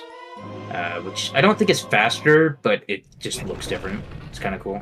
You have more speed with the jump, but I think it's about the same speed. I want to say... I don't remember if it's a Wabi or Nimzo that... I think it's a Wabi that does it that way. Yeah, I've never seen that before, but it does look... I don't know, it looked fast, but it also looks like it takes a bit to set up, I don't know. Yeah. It's like we will not be seeing human movement from Simi. Yeah, so it is still faster, the last I heard, to just do the normal jump attack rather than the LJ there. But the LJ is, like, not that much slower, and it looks cool. In other words, definitely worth the swag point. To me, also not doing the fast bomb movement, which is interesting. And dropping an extra bomb for some reason. I think he wasn't confident in the placement of the first one. It was kind of far back. I think the first one did work, though. Yeah, I don't think... Well, anyway. I don't think that the Stuffless there usually like ventures super far out of the corner, so I don't think that the second bomb would have worked for killing the one in the corner, if that's what you were saying. Oh no, I'm talking about the other two. The second one was a backup for the other two. Alright, let's see if Simi gets a swag DSS. Yeah, I think he was just kind of muffing the... They were just muffing the inputs on the bombs, honestly. That doesn't really make sense when you're doing the bomb strat that way to drop the bomb there at all. Like, I don't think anybody does that. Simi is like a minute and a half-ish ahead of PB. Yeah. Bad RNG for... looks like ball and chain strats on Death Sword. That's very interesting. So it looks like they're not going to go for DSS. Or They are? Okay. Is this just like a way to like slowly do the Death Sword fight while going for DSS? I have no idea what Simi is doing right now. This is Okay. like kind of ridiculous, honestly. God. Simi, what are you doing? Okay. I have no idea what that was. That was. I think they just got bad RNG the on last part of that Death Sword twice, and then decided to like back it up by doing the fight. I have no idea. Right, I think that was the idea, but then like they were failing the ball and chain strat, and then I don't know what the hell that was, honestly. Like, somebody just learn the backup for DSS, please. Thank you. Well, now they're like 210 ahead of PB. Yeah, apparently PB had like the worst spinner segment of all time for Simi. It happens.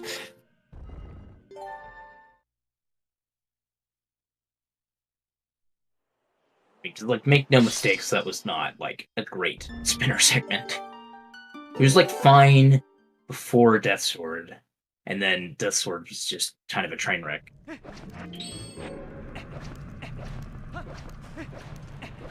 Simi will not be going for Stellar Skip. So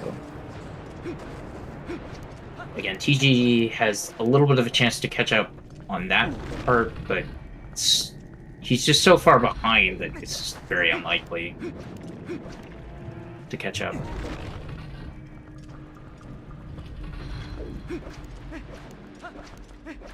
TGD forgetting to equip the lantern, interestingly.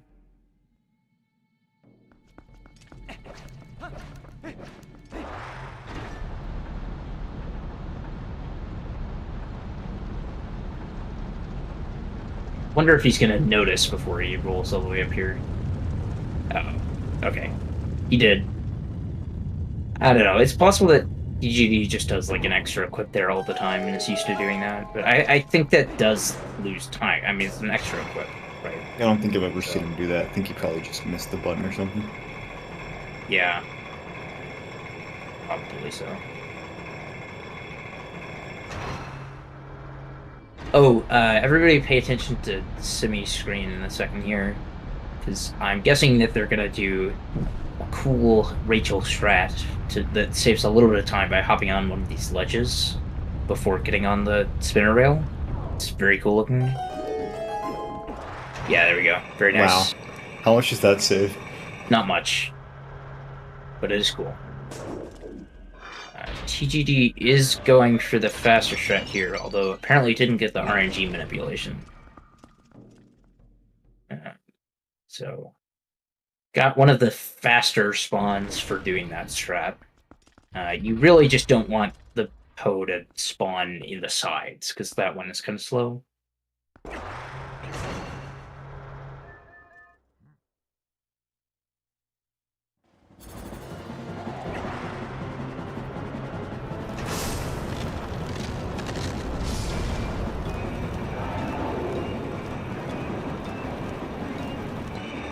Oh, okay. That was weird. TGD was in the sand there.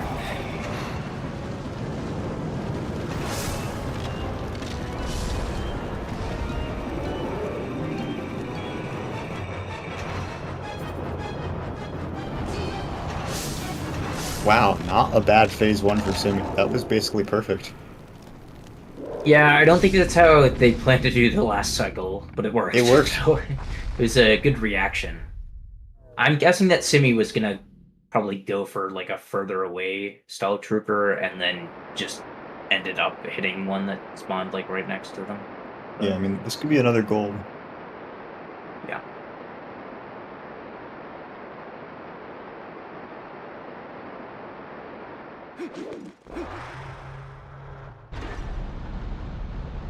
Yeah, because Simi actually does have the community sum of best for like actually killing Stalord, as far as I didn't know recall. that. Interesting. But on these splits, the split is like a few seconds slower than that, so there's some room to go here. Do you know if the community sum of best has the thing where you get stuck in the center?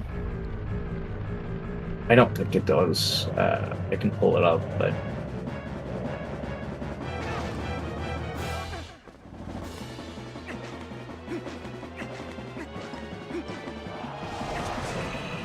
check real quick. I'm just gonna quickly watch the phase 1 from that. Hopefully Simi can spin. Uh-oh. Okay. I think it's fine. I think we're back in the groove. Okay, good.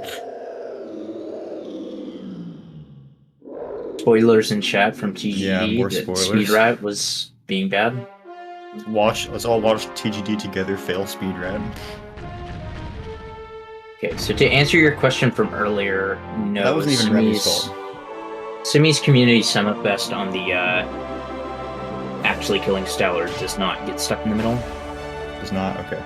Yeah. That's just like kind of a task thing. It can occasionally happen, but it's rare, and I've had it happen, but like I couldn't control it to my advantage. right. Well, because you'll lose a good chunk of speed, so it's like you Yeah. kind of actually just have to end up being in a good position for it to save any time. Very strangely, Simi grabbing a heart container there. That is a They would have choice. golded if they didn't grab the heart container, I think. I'm not quite sure, but yeah, it would have been close at least.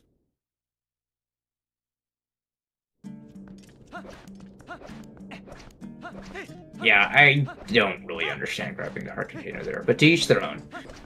What's the fastest heart container, so it's understandable.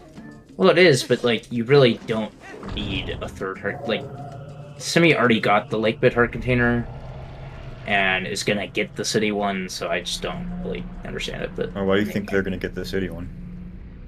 I thought the point to get this one would be to skip the city one. I mean, I think maybe you could theoretically skip the city one, but it would be an uncomfortable palace, right? Like, because you're going to be down a full heart from just doing Argarok, right? If you don't get the heart container, and then you're going to take how much damage, like, falling down? It's like 2 hearts falling down on the bridge, so you'd be down to 2 hearts entering palace. I guess, yeah. And you need more than 2 hearts in order to like survive the second half of battles. I mean, you can like get hearts elsewhere, but I don't know. I don't think that's really the plan. I'm guessing that Simi will like actually still get the 3rd heart container, but at that point, I don't know. Maybe it's just to make Palace more consistent.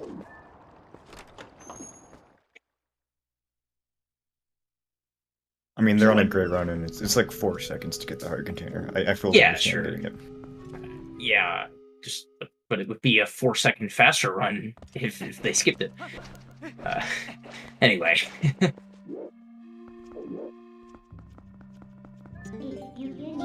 Pretty good early city. Should work, yeah. Good. Oh, I forgot to increase Simi's swag points for that Rachel jump. That's 2 swag points. Oh, do you have a running counter? I do have a running counter. It's 2 to 1 right now. Cool.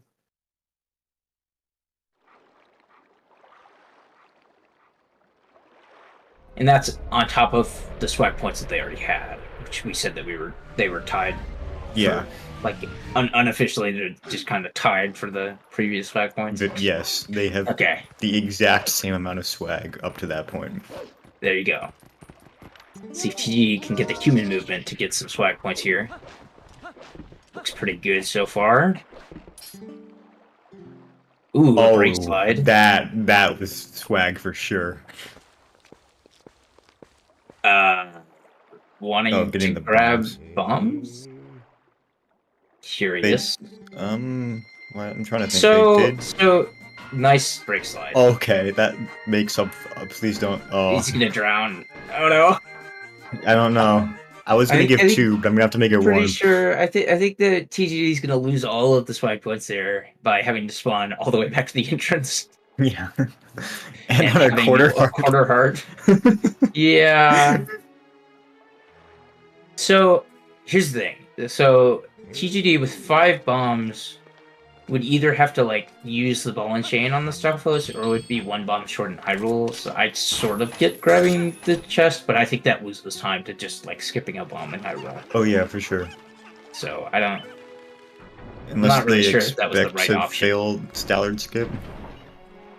Oh yeah, I guess if you're doing Stallard skip, then yeah, you're short 2 bombs. So that's a good point.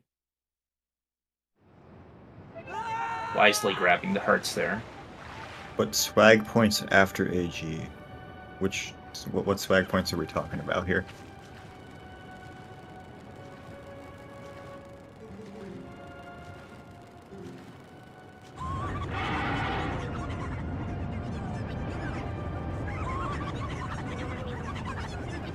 Oh, the faster portal fight, right.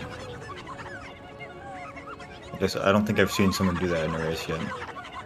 Very new strat from Zach Link. Yeah, I think I commentated another race where somebody did it. Cool.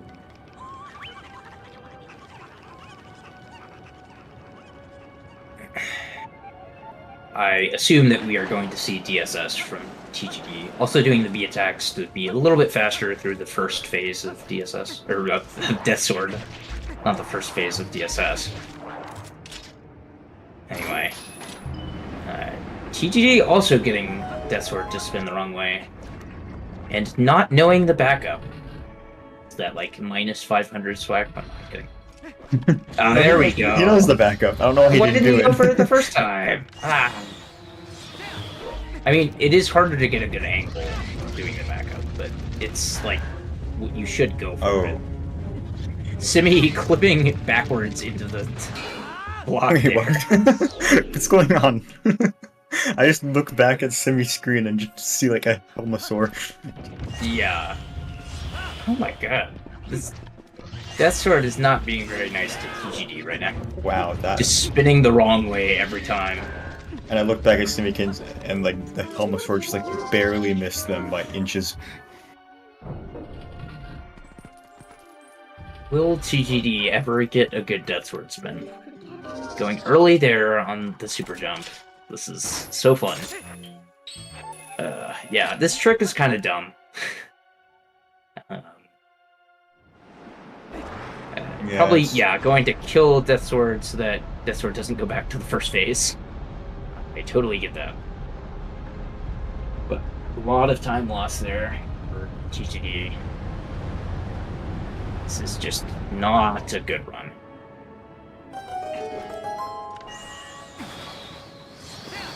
Nice LJ from Simi.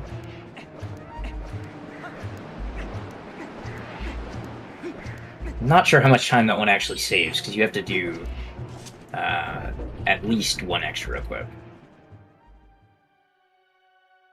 I think it is just the one, but anyway. That very slow speed break slide. I see you, TGD. Be right back. Okay.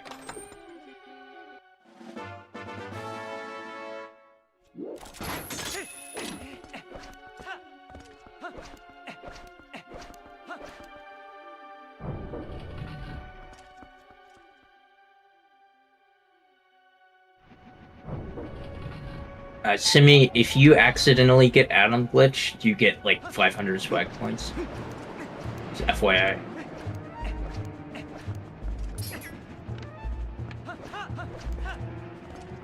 Nice Burger Up cutscene skip from Simi.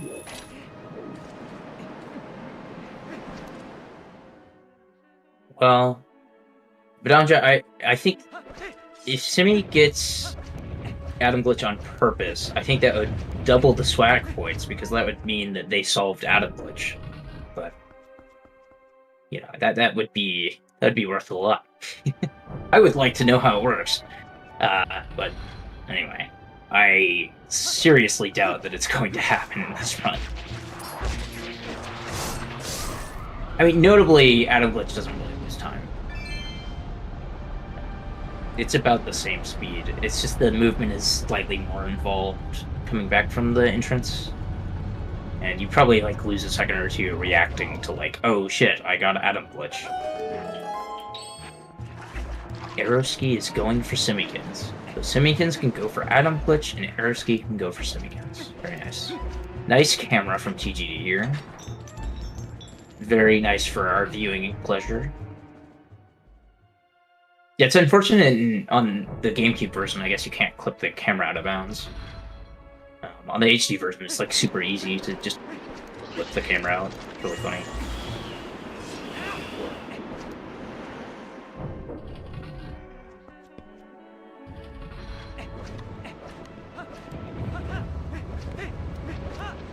see what Simi does here.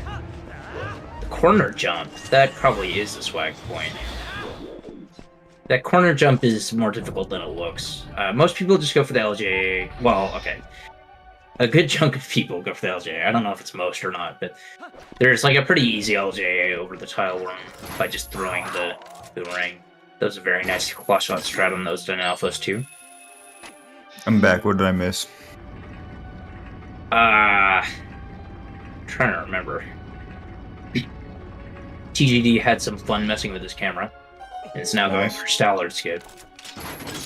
Simi got like the corner jump in one of the East Wing rooms, if you know what I'm talking about. Yeah. That was cool.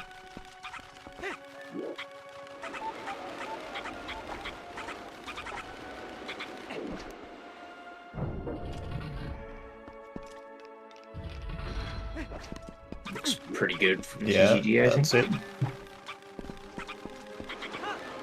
I don't know if... Is Joseph close enough to the wall here? I think so. Okay. This is not a trick that I do, so I'm like not totally used to how this looks. Yeah, if you can't roll between there, then I think he's always close enough. Yeah, and we did see TGD like check to see if he could roll between, so... Simi, despite grabbing the heart container, not doing skydiving here, which is a shame.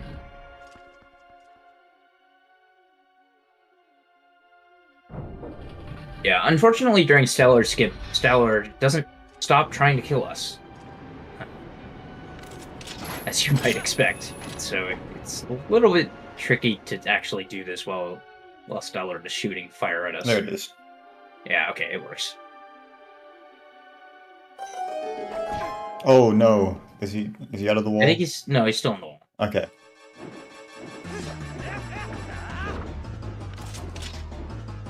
Okay, so we'll see a bomb throw here. And then hopefully a claw shot bomb boost out of bounds. He does have enough health to take this bomb hit here. There it is. Yeah, there we go. We're gonna be on very low health going into City in the Sky. Give a swag point for doing Stallard skip. That's right. So Simi just did the Rolfo skip. I didn't see if they went for the lobby setup or not. I'm assuming so, but I could be wrong. Watch TGD trying and failing to do the bomb strat, kind of. I think spinning several bombs. Simi could still realistically 255 this. Yeah, probably. It would be tough, but I think it's doable. Yeah, I think that's reasonable. Oh, failed the bomb strat. Yeah, he got the 10 bomb chest solely for this, Badamja. And then he failed it. What a shame.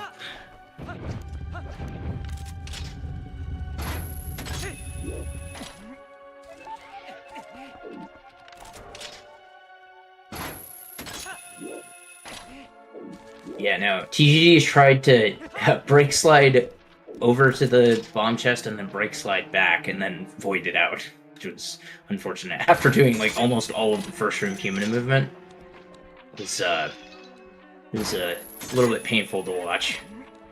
After seeing that much swag exhibited, like to drown was unfortunate.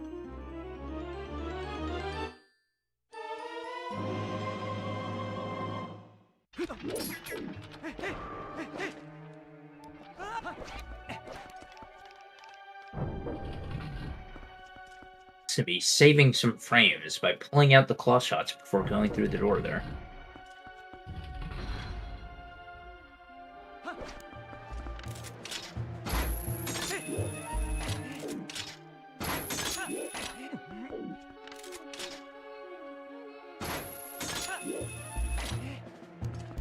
TGD doing the LJA version of Early City for whatever reason.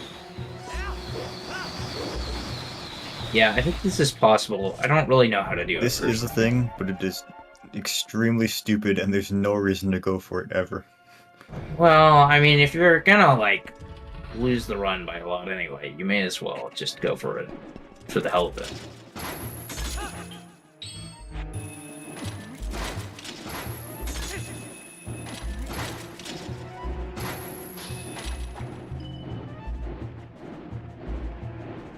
Oh yeah. Yeah, no, I know it's slower. I'm just saying because it's cool looking. Which, as we all know, is the only thing that matters. This is actually what speedrunning is. What you see on the right now is this is speedrunning. And so is what Simi is doing. No, that's not Fan Tower. This is actually casual gameplay on the left here. Oh my, okay. Did you see that? Oh, claw? there you go.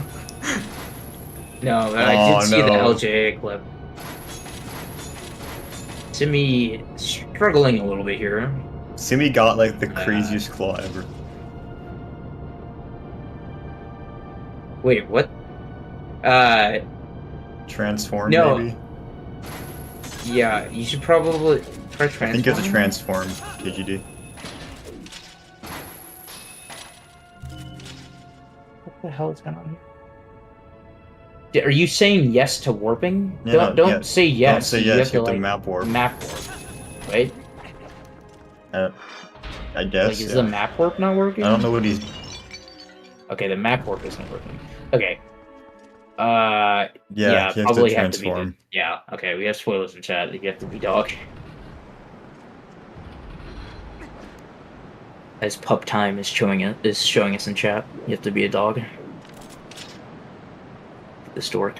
That's interesting. I didn't know that actually. True. You did get it. That is a swag point for sure. Would have been double swag if you got it first try, but it's not very swaggy to fail to skip the cutscene there for several seconds. Yeah, but it's okay. Simi is doing gratuitous brake slides throughout the arena here. Well, they stopped as soon as I said that. Okay. Cool game, infinite swag points. So you say that there was a race in Wolfdash 3 where Simi intentionally got cool game like 3 times in a row or something, and still won. It was really funny. Ultimate BM. Yeah. The only acceptable BM.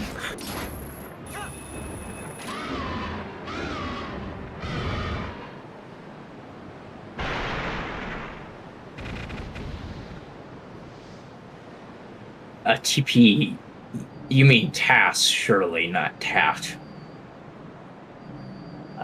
Tool assisted anyway. Fuck around. Oh my god.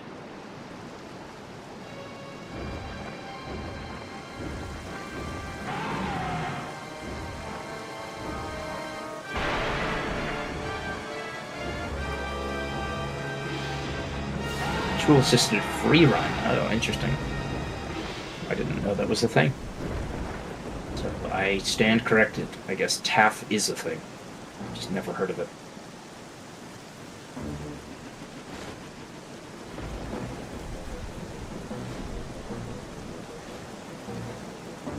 Tool assisted find out. Very true.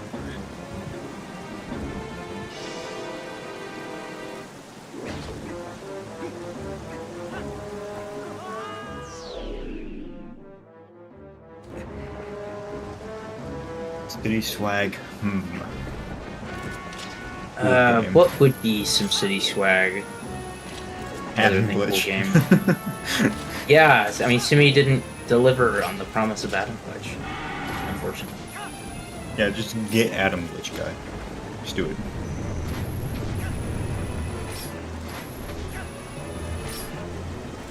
Yeah, there is a double LJ. Actually, I think there's a couple double LJs. There's a double LJ in this first room, after like this opening entrance area.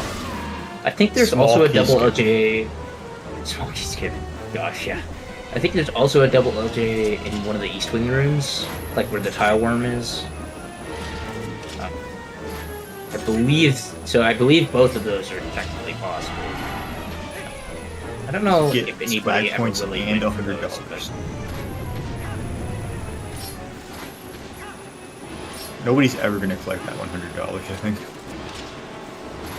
only $100. It's such a hard trick for your dollars. I mean, that's just what Gymnast86 himself has put up. I don't know if anyone else has any other additional bounties.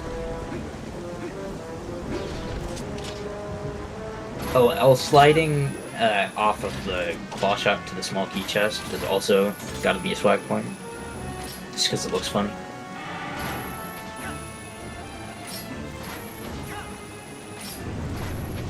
Anyway, I haven't seen anything bad happen with Simi's Argarok. Just all the time lost from the segments just gonna be from Fan Tower, more or less, as far as I can tell. I don't think the time loss is too terrible. Yeah. Well, the Fan Tower was pretty bad.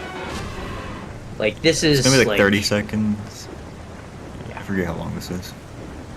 Yeah, I think this is like a 940-ish city. Maybe a little bit faster than that. And Sumi's gold here is a 910, so... I don't know. That was a nice version of that LJA from TGD. Oh, but the of course, bonk. voiding immediately after, so we're gonna get to see it again, right? Not doing it the no. second time? That's I guess just you would not have swag. to. You would have to re-equip the boomerang at that point. So I sort of get it. But...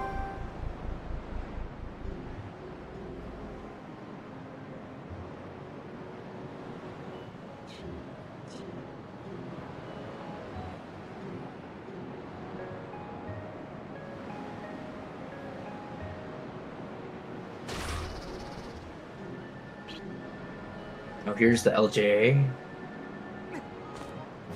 Does not pull the sword. There it is. Nice. Is that actually fast? I don't even know. I think theoretically it's fast. It was not fast as done here. I also Nice. don't think that's fast. Although I guess if you don't have to equip the claw shot. Well, that's an interesting thought, actually. Maybe it is. I don't know. Maybe if You have to execute equip the it- claw shot later anyway, though.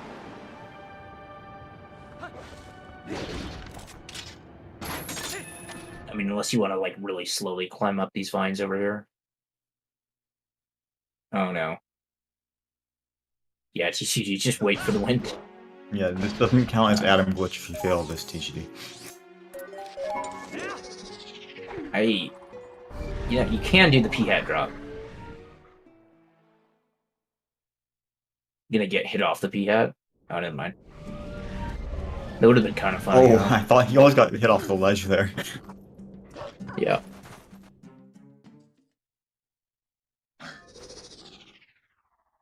Alright, meanwhile, Simi is gonna head into Palace. So, just under a 216 city for Simi. Yeah, I mean, so this is definitely PB based for Simi. Obviously, Simi's ahead of his PB, or of their PB, but I don't know. I think like a 256 would be reasonable. A 255 is probably possible, but difficult. Okay, that's a this swag point. point for TGD. He did the spinner thing. Yeah, Simi also did that one. Oh, so gotta give it to both. Yep.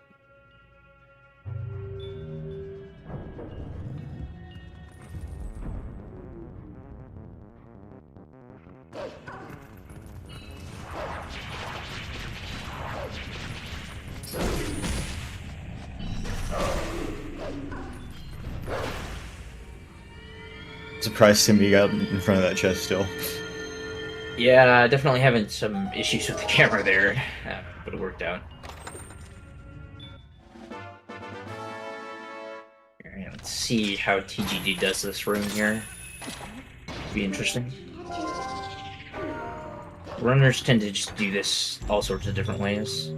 So, Tile Worm LJ there, which is another fairly fast... Oh, yes! Do it. Get this Keys over here. I know what TGD is going for, and this is beautiful. Wii strats. Oh, does not Oh get it. no! Yes, this is So what close. the Wii version has to do optimally here. Yeah. It's frustrating. But yes, so on Wii, you can still do enemy LJAs. You just can't do a boomerang LJA. So you can LJA off of a piece in the boomerang, but not off of the boomerang itself. Which is what TGU is trying to do there. Also, I think for a while, and maybe still, I don't remember, it was, I want to say, allowed in Blitzless for a little bit. I don't know if it still is or not. Interesting.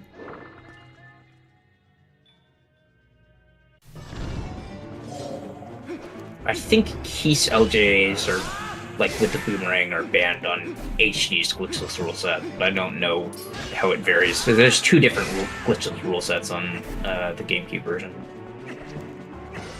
TGG really wanted the rupees there.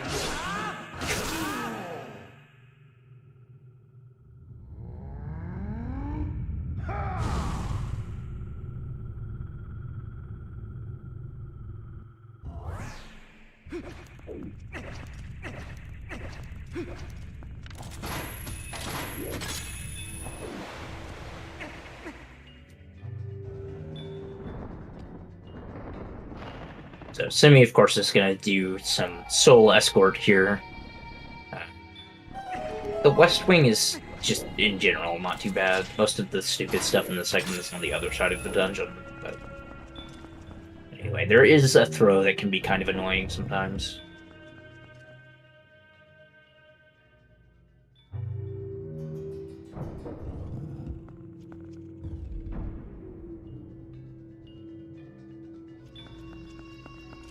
So for the record, Simi did actually grab the heart container from City, as I sort of expected. So Simi will have like a pretty, like, not too difficult palace in terms of worrying about health.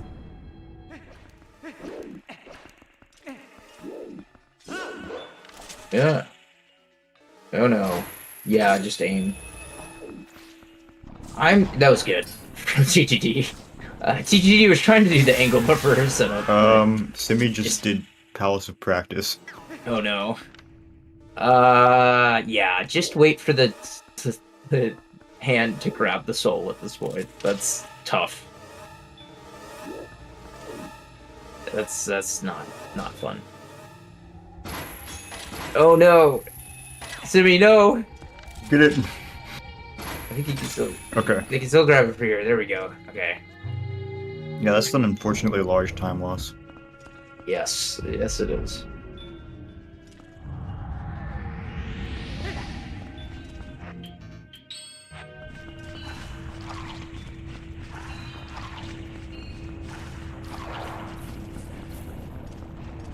Yeah, that hand was kind of booking it.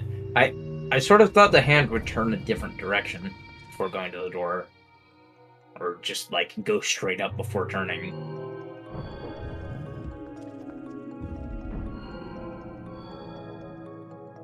Old City 2? Wait, what is TGG doing?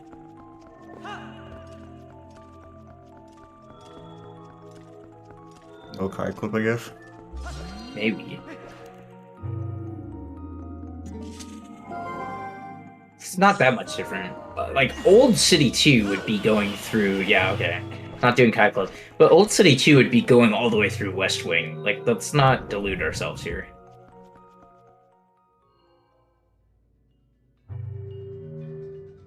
Like, you would have... TGG, you would have earned infinite swag points if you had just gone through all of the West Wing rooms. Those rooms are so fun. Apparently incapable of doing LJA here. And is probably going to have to kill this Dynalphos now.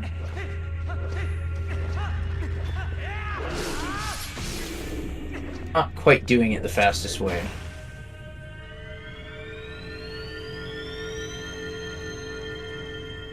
Well, not even Glitchless City, but like, although Glitchless City is pretty sick. But even, like, 100% City where you do go through those rooms is really sick. You have to pull the sword, TGD. I don't actually know why that one failed. So yeah, unfortunately, the timing on doing the LJA that way is like a little bit tighter than just trying to target. It's like you have to actually make sure that the boomerang is above the ledge. So you don't want to aim very far above the ledge, and you have to like actually wait until it's above the ledge before going.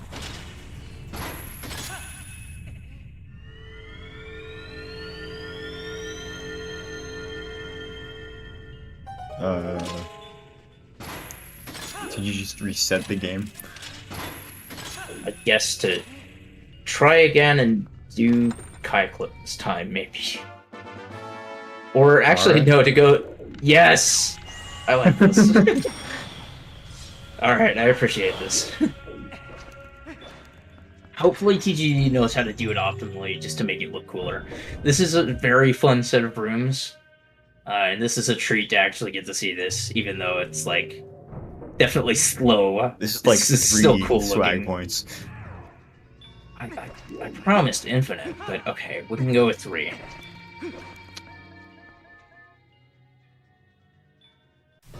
So Simi's gonna need to find a way to get 5 swag points by the end of the run to catch up here. Oh no. TGD. You have to pull the sword first. Come on.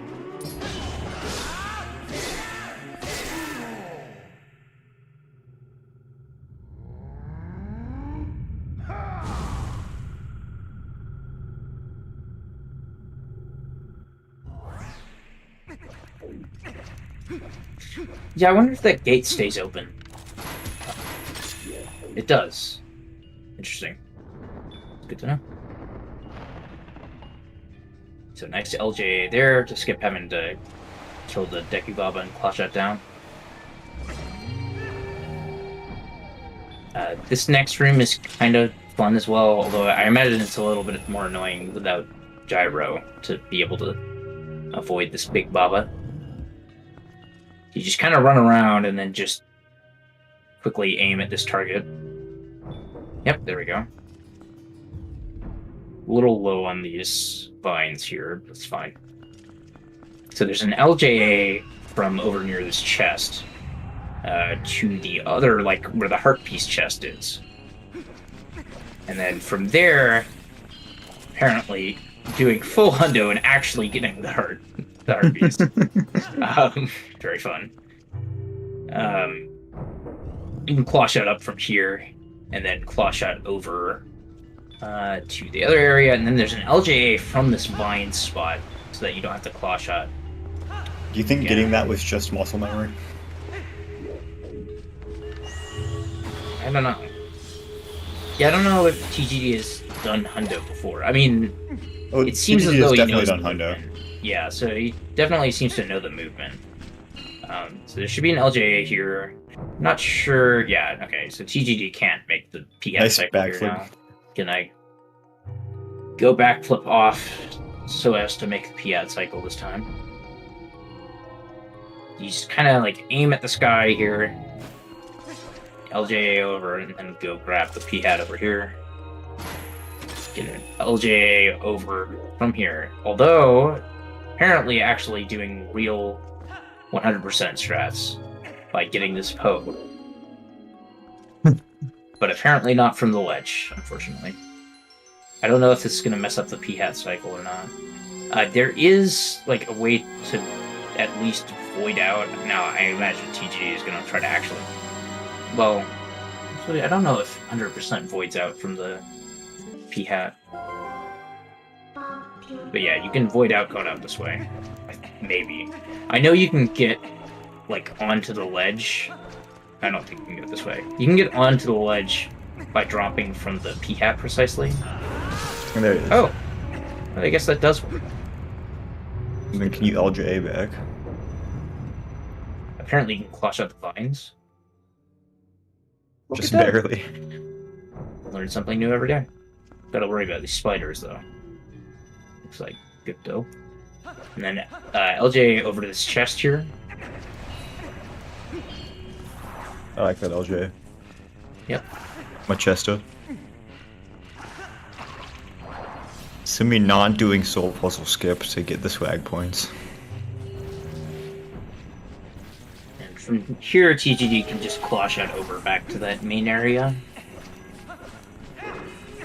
Yeah, so Simi did end up losing about 30 seconds on Light Sword, but still on a good PB pace. Yeah, It was most of the Palace of Practice incident. I suspect that Simi is like kind of disappointed with this run and is just kind of YOLOing stuff and just messing around at this point. It was like a very good run. It's kind of fun, but unfortunately, It's still a good run. It's still ahead of PB. It's definitely a good run.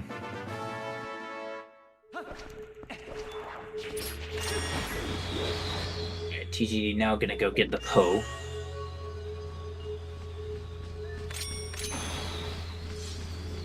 All of this to just avoid doing one LJA. Or one claw shot. Or two claw shots, I guess. Yeah, that particular LJA is actually dumb, so I sort of get it. So from here, you can kind of just LJA back over the gap here by targeting above the door. Although you have to like kind of stand pretty close to the edge. So this should work. Have to pull the sword, TGD. Oh no. Unfortunate. Now going Just to gonna probably do just do kite flip kite flip. Let's go. Oh no. Oh no. Jumps down. This has been an amazing performance, TGD. This is everything I could have wanted. The greatest city second half I have ever seen.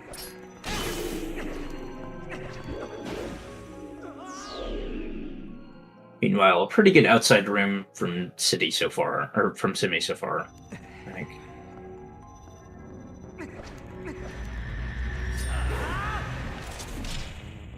Do the waterfall claw shot here.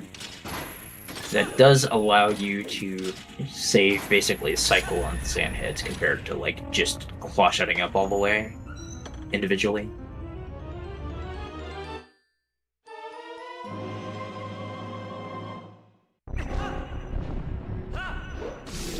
So me being very careful there. I think, yeah, enough time to get all the sand heads still. But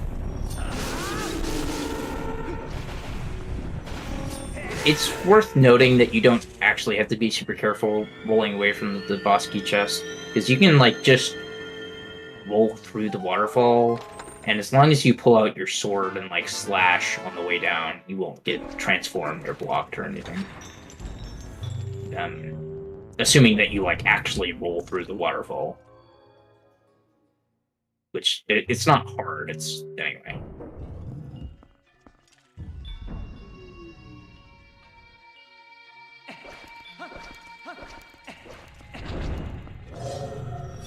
Simi opting to not do the Minda buffer here, which will making this early platform cycle a little bit more difficult. It's still possible, it's just a little bit tighter. So we'll see them go for the LJA here probably. Though worked. I mean, yeah, with the LJs becomes a lot less tight. Oh, I think it might be. I think they could still like barely make this. But yeah, it's probably dead. I don't really trust this to make it. Simi's probably gonna have to wait for the next cycle, but we'll see.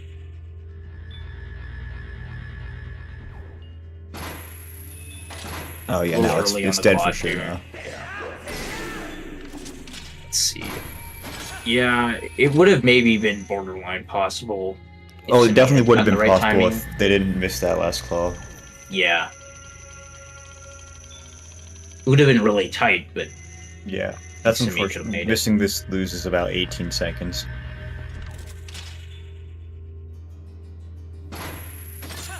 But more important than losing time is it makes you feel really bad. Yes.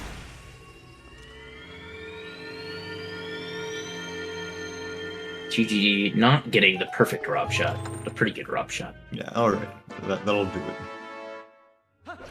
Can't all get a perfect Rob shot two-handed grab. Do you think this is TGD's new Some of Worst segment for City 2? Yes. Do you think there has been something else? I would think that this is the worst.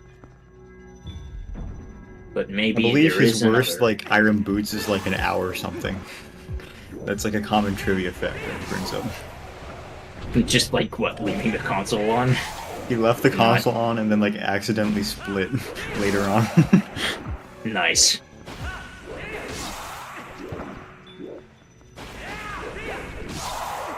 Simi opting to do jump spins here.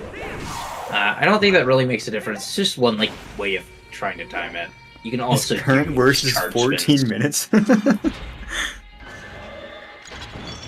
Yeah, okay, so this will be the worst. But anyway.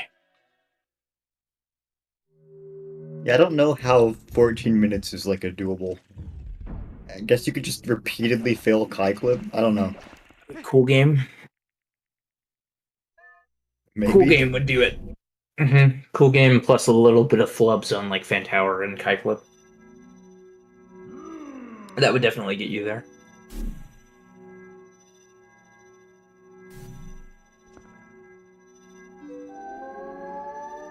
I mean, it could even be like with a pretty decent rest of the segment, you could get a 14 with Cool Game.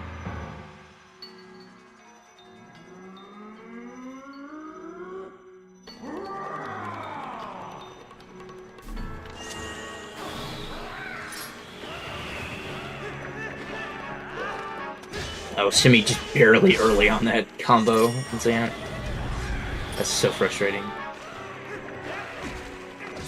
Although, opting to do faster combos rather than just stab combos is interesting.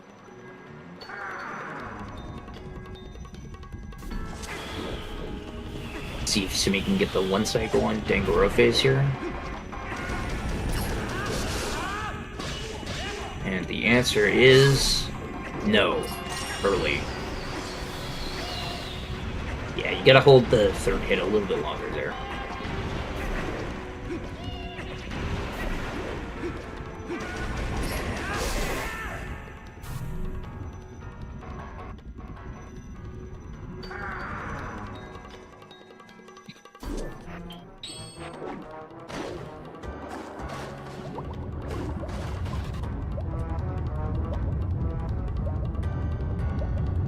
TGD having a little bit of trouble with some of the claw shots here, but still on time.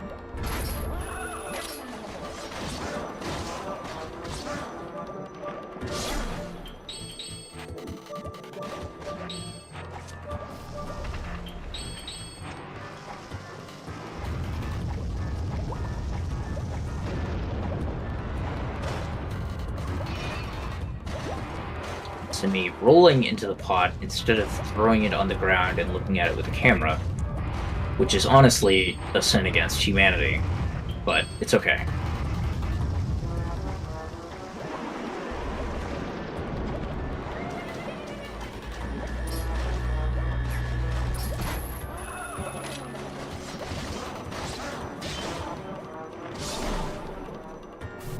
Oh no!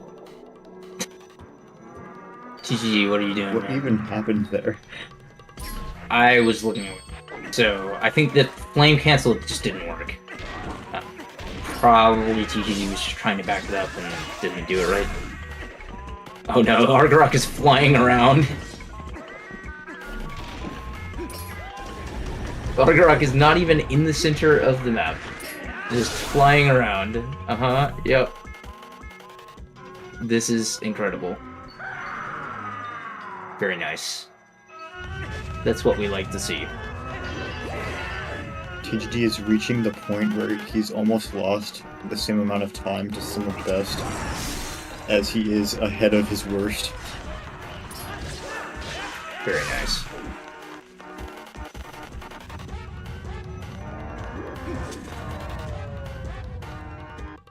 Wasn't paying attention to the phase I was on. I see. Fair enough. Yeah, so TGG probably did the flame cancel strat for the first or second phase, and then That'll do it. got hit by the... Yeah, I bet.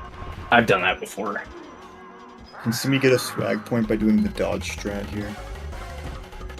I doubt that Simi is gonna go for that, but we'll see.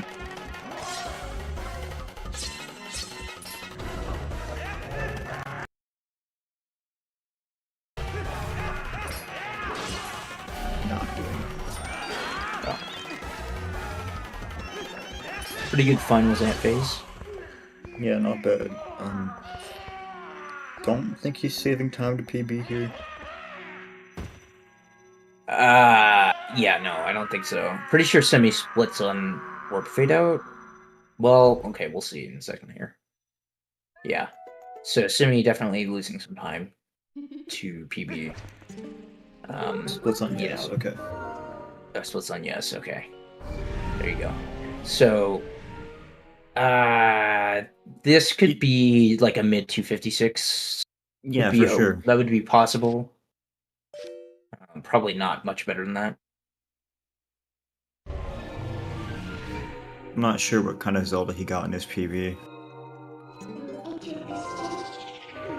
The Zelda that I'm seeing here, like, depending on where Simi splits on Hyrule, the Zelda may have been pretty good. But I also don't know where Simi splits there. Like, if that Zelda is boss door fade out to Zelda fade out, that's a good Zelda. If it's like boss door fade out to like Zelda getting hit by the last lightning ball, it's pretty good.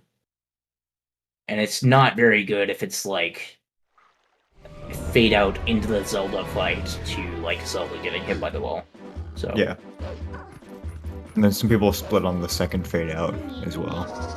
Yeah, right. So there's a lot of variation here, so I can't really tell.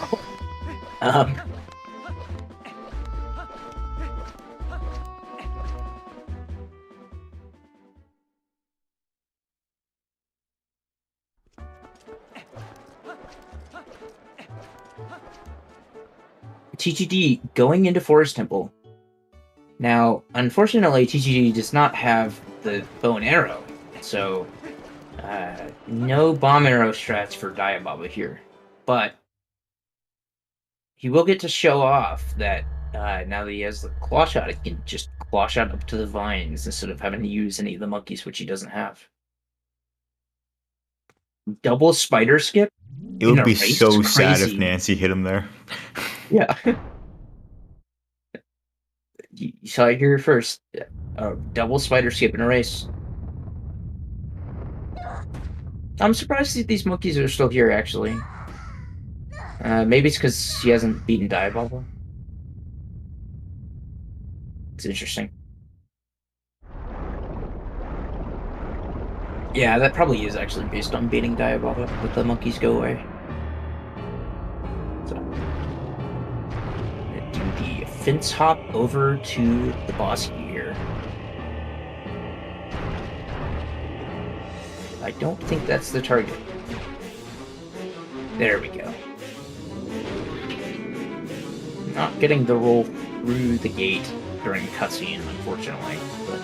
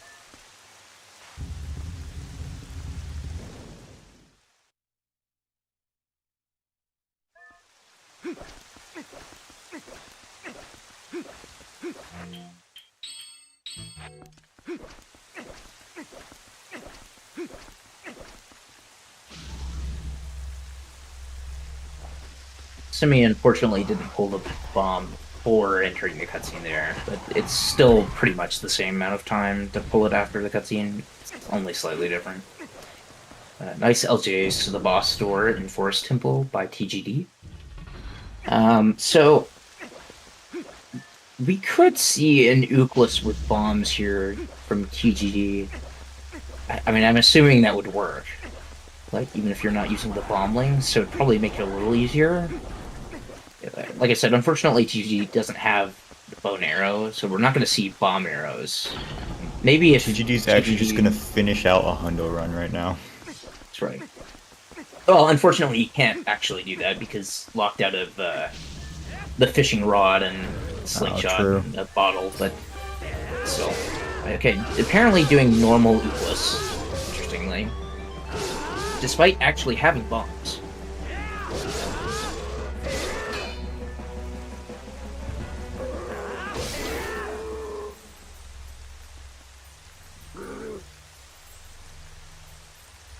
So it's kind of interesting because GameCube runners, like people who just watch GameCube, may not have seen this before. Unfortunately, kind of getting a weird version of it, but it looks like that's fine. So yeah, kind of just cook bombs from the first phase into the second phase to hit Diababa. That was so close. Now TGD, you do have your own bombs that you could throw. In theory, I believe this would work. Unfortunately, Ook is probably going to come out now. Oh, okay, there we go. With Ook. So I guess it does work to use your own bombs on Diababa.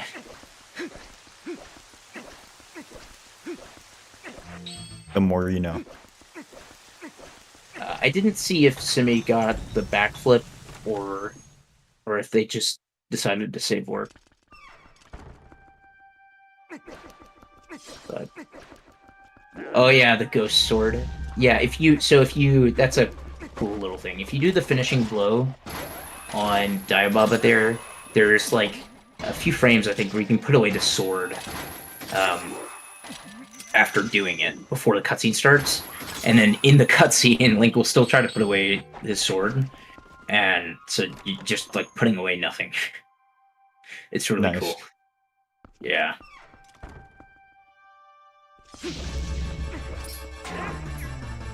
Simi, unfortunately, not getting the whole stab on the Dark Knight there.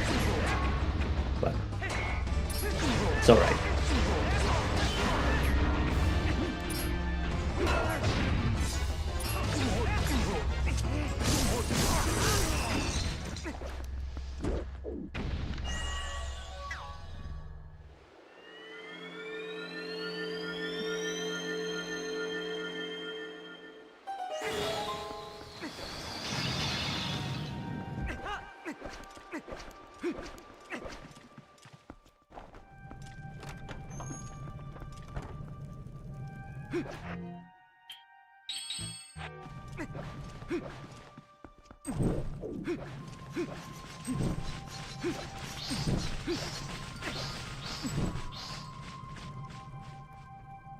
Curious what TGA is going to try to do next.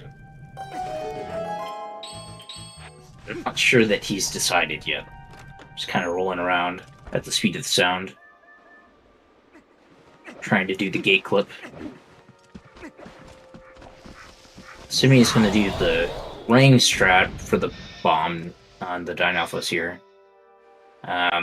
Not sure what they're saving the extra bomb for. But maybe we'll see it used on something. Now they could throw it at Zelda. That would be kind of funny, although it would take an extra clip.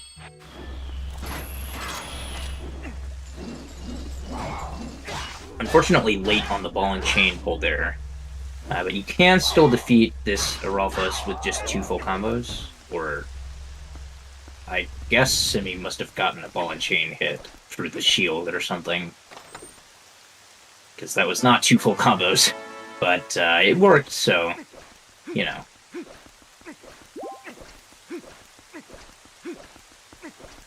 Wait, oh, is this map glitch? I didn't realize this was the thing. What is even happening? I think TGG has map glitch, and so he's not voiding in the purple mist. Beautiful. I didn't know that was the thing. I also didn't know that was a thing.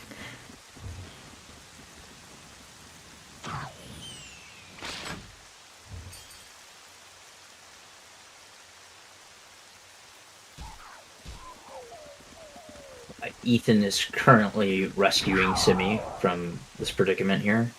TGD, do Jotwad.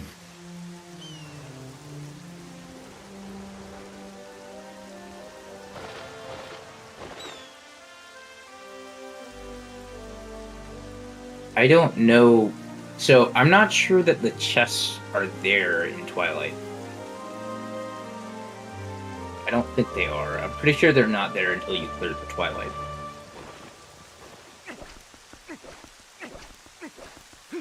Because there are chests there normally.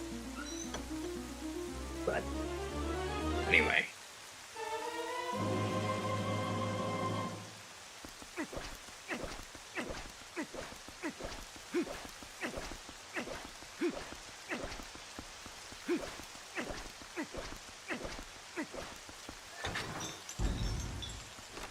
Still have your bow save, TGD.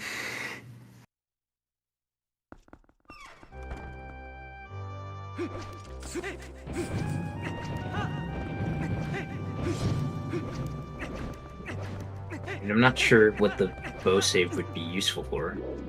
To go to bow. I guess.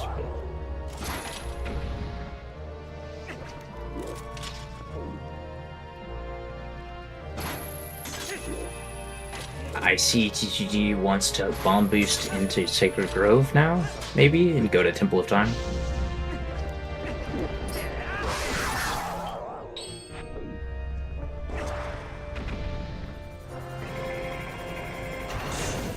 Simi having very unfortunate timing on those spinner tracks. There was really no way to fix that.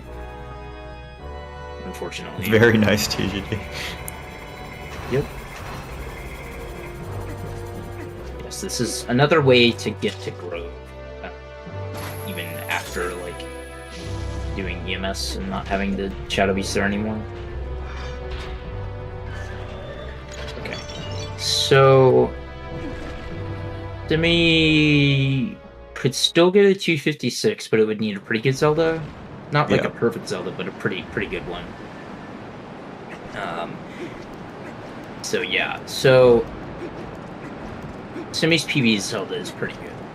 Yeah. I think 256 is basically everything has. Well, he needs a pretty good Zelda and then has to do everything else perfect.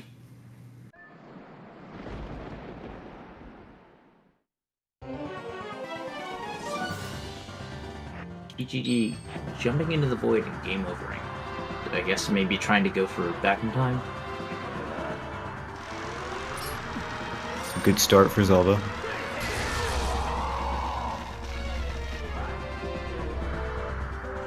You can't actually get back in time on one heart, of course, because the game over doesn't work for it. A triangle on Simi's end.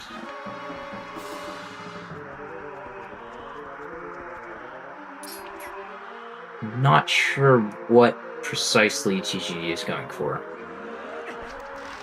Maybe trying to do, like, bite with the Grove file or something? TGD still on pace for a 7 cycle.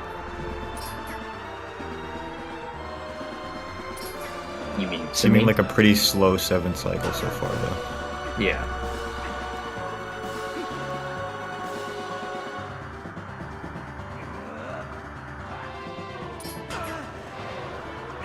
No, Zelda's picking up the pace now. This could still be a pretty good time, I think.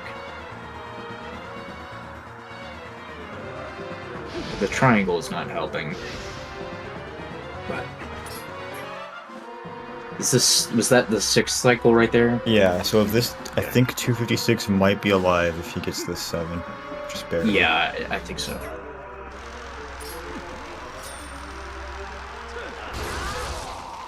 Yeah, so Simi splits there, so, okay, so hold on, let me do the math real quick. So you should be able to do about 325 from here. So it would be probably very high 256, but it's still technically barely possible. Like, there's probably 5 to 10 seconds of leeway, I would guess. Doing the roll stab strat here, or the stabbing through B-skin, at least. because speed scanning was fell on the wrong side, I guess. I should start doing that. It seems like it's just faster too. It saves some time. Right, we have TGD in interesting looking back in time. Yeah. Game overing in back in time.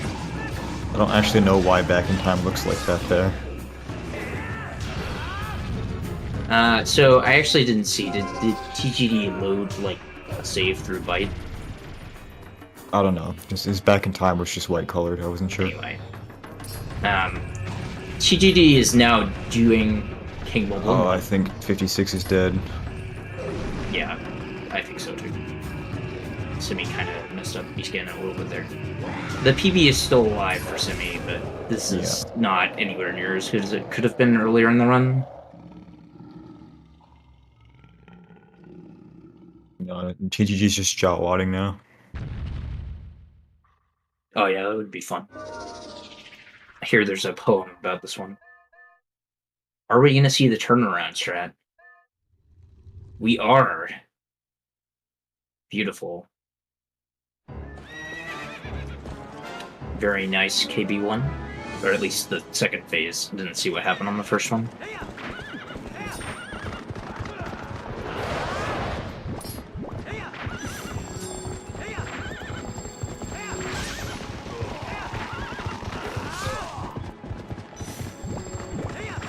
And I will be right back. Alrighty.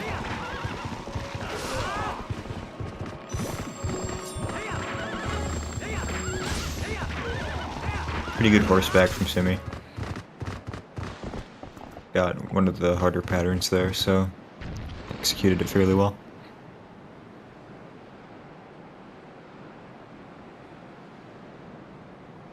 See, TGD damaging down for Jawad.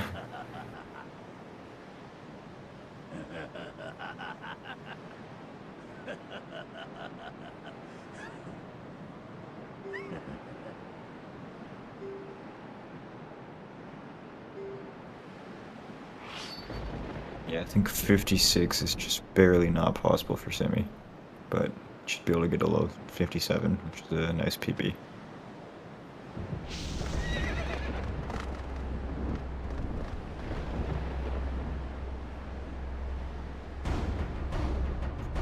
Might still gold this last segment.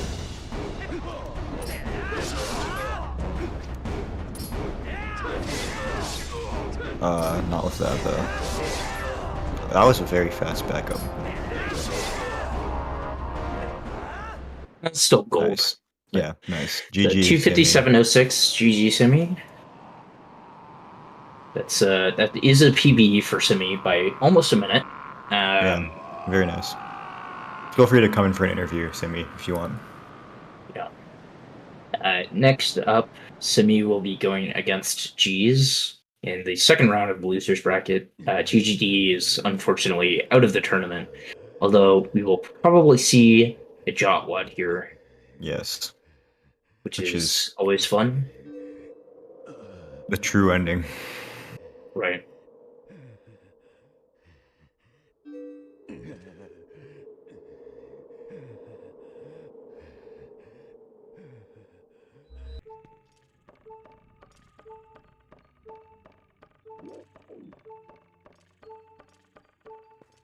It looks like TGD is officially DNFing, but we're gonna see some Jawad here.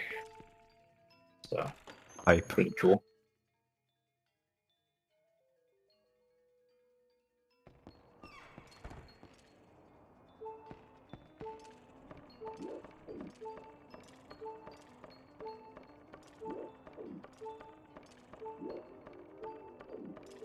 For where we are now is up very high. Enough to jump off the watchtower and die. You have to jump instead of dropping, for it to count. It looks like Simi is in the waiting room, so probably talk to him pretty soon Simi. here. Let's see if we can get him in here. It seems like TGD will not be joining us. Hello, Simi. GG.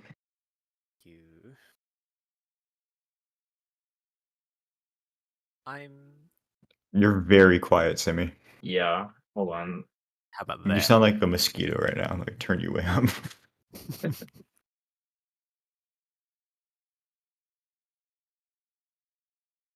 I mean, I can't be too upset if he beat in the race. I'll take that. Yeah.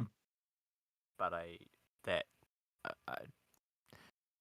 City and Palace were not pretty. No, they were Okay. not. So you'll be facing G's. Yeah. What happened? So I wasn't watching at all until I finished Arbiters. I just checked to see where we were. So TGG had a bit of a roller coaster run. He failed Hugo once, so he was behind you from the start. But then he was like slowly catching up to you. He did Gorge Void. He did Human Gorge Void. He was slowly bringing it back. But then I think he spent something like 4 or 5 minutes on entering Lake Hylia. He had like a weird Damn. failure the first time, and then he went for one bomb and died. That was the most of it. Right. And then after that, he did second half of City, just the hundo route. Right, just like waiting for me to finish, basically. Yeah. Yeah, also went into Forest Temple and did Daibaba Uklis with bombs, which was fun. Oh. Because we Oh, do so have we did bombs at finish. that point. Yeah, I don't know. Like, I kind of. It's a shame we couldn't have a close race, Yeah. but I'm still. Like, I'm decently happy with this for a race. I would have been way happier had I not tried my best to throw the PB at the end, but it's interesting actually. Like, once I got like 2 minutes ahead, is when I started. Like, I stopped thinking about the race at all and started getting it all in my head about trying to PB, and then I started playing Yeah. worse immediately from there, which was funny. Like, while I was just thinking about the race. Well, it's a Being PB up- without Gorge Void, so it'll be really nice to run against. That I don't love that game, but yes, it is a PB without Gorge Void. It's also a PB without a whole lot of things in the last hour that lose more than Gorge Void. Okay, Simi, I have the golden question. Are you going to learn Stellar Skip? I mean, eventually, not in the short term. Not before you Okay. race G's, whenever you race G's. No, not like I won't be doing. I doubt I'll do Cell Skip at all in Wolfdash. I was actually thinking because I know TGD does Cell Skip, right? Yes. Yeah. Yeah. He did get it. Knowing that, I didn't want to look at the thing, but I also knew that he would probably know that I wouldn't go for it. So I was gonna try and like, my plan was to be like, to say that I had been learning it and I was gonna go for it, just to try and psych him out. Oh my But god. I didn't do that in the end, and I didn't need to. But The Wolfdash mind games. yeah, but no, I'm not gonna learn Style Skip. I don't. Okay. Not bothered. But I mean, you don't need Style Skip for good times. It's just another big thing to learn. I get a really nice gold streak of like 5 or 6 golds in a row. Yeah, that says more like that's more just because these splits are really new and all my golds are bad. And we're actually good, so I'm happy with that. Yeah, I mean, I'm just looking at the bracket right now, and like, it's plausible that you could get as far as like top 6 without doing Stellar Skip, but it would be kind of tough. So I don't know. I mean, at some point you're going to run into somebody who's getting like low 250 something, and it would be very, very difficult to keep up with that. I mean, G's gets low 250 something, so right off the bat. Yeah, although G's like hasn't gotten low 250 something the last couple races, so that's why I'm saying it's like not clear that. So it's still like possible, but like, you know, if at any point you were to like run into Nimzo, it's like I mean, you know, Nimzo is hard to beat in any event, but like without Stellar Skip, it would be basically impossible. Let's be real. I'm not in this to win it. Yeah. You're having fun, right? I'm having a good time, and it's a really cool way to be motivated to play any percent. Yeah. And I mean, I'm already. If I had a goal, my goal would have been to get top 12, and that's what I just managed. So Yep. I'll take that. Yep, good job. And anything after that is bonus, but I don't care. Which is a nice position to be in. Is this like the furthest you've made it in a Wolfdash before, or like I guess one of the other ones you may have also gotten top 12? I'd have to pull up the brackets. I honestly can't remember. I'm pretty sure I probably got around this placement last time. I think that's right. Because I think last times there were less people, so like. Yeah, I think in Wolfdash 3 we played in top 12, and so you made it to top 12 there. And then I don't remember about Wolfdash 2. Were you in Wolfdash 2? Yeah. Okay. My first GameCube run was the seeding race of Wolfdash 2. Right, Nice. right. Yeah. Oh yeah, we also ran against each other in Wolfdash 2, and so We did. I would have eliminated you there too. So I'm You sorry. did. I can't do the honors this time around because I'm not in the right No, bracket, Simi. I It's can't. okay. We can have like I was gonna say grudge match, but there's no grudge. We can have a fun times match after. Yeah, yeah. Right.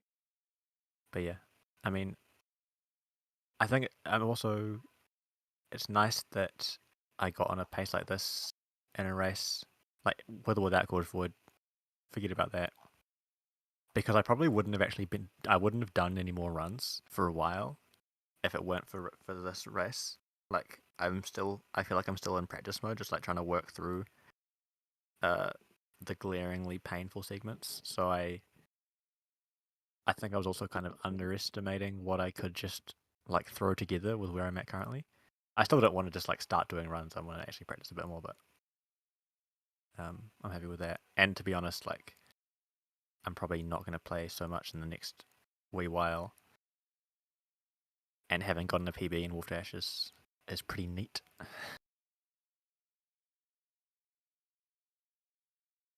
Yeah, well, GG. Thank you. And GG to TGD, still making it to top 16 is pretty sick.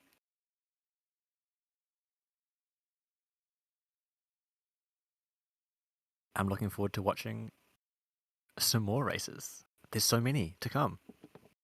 Yeah, I think we have a few tomorrow.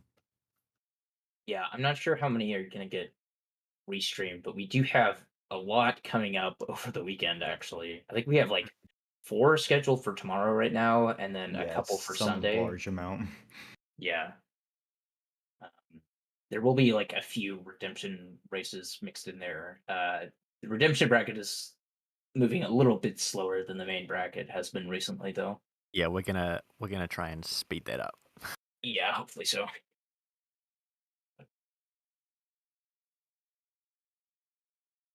But yeah, Okay. I reckon that brings us to a natural end. I think so. Yeah. Feels nice to have a PB on the ZSR stream. Gonna be honest.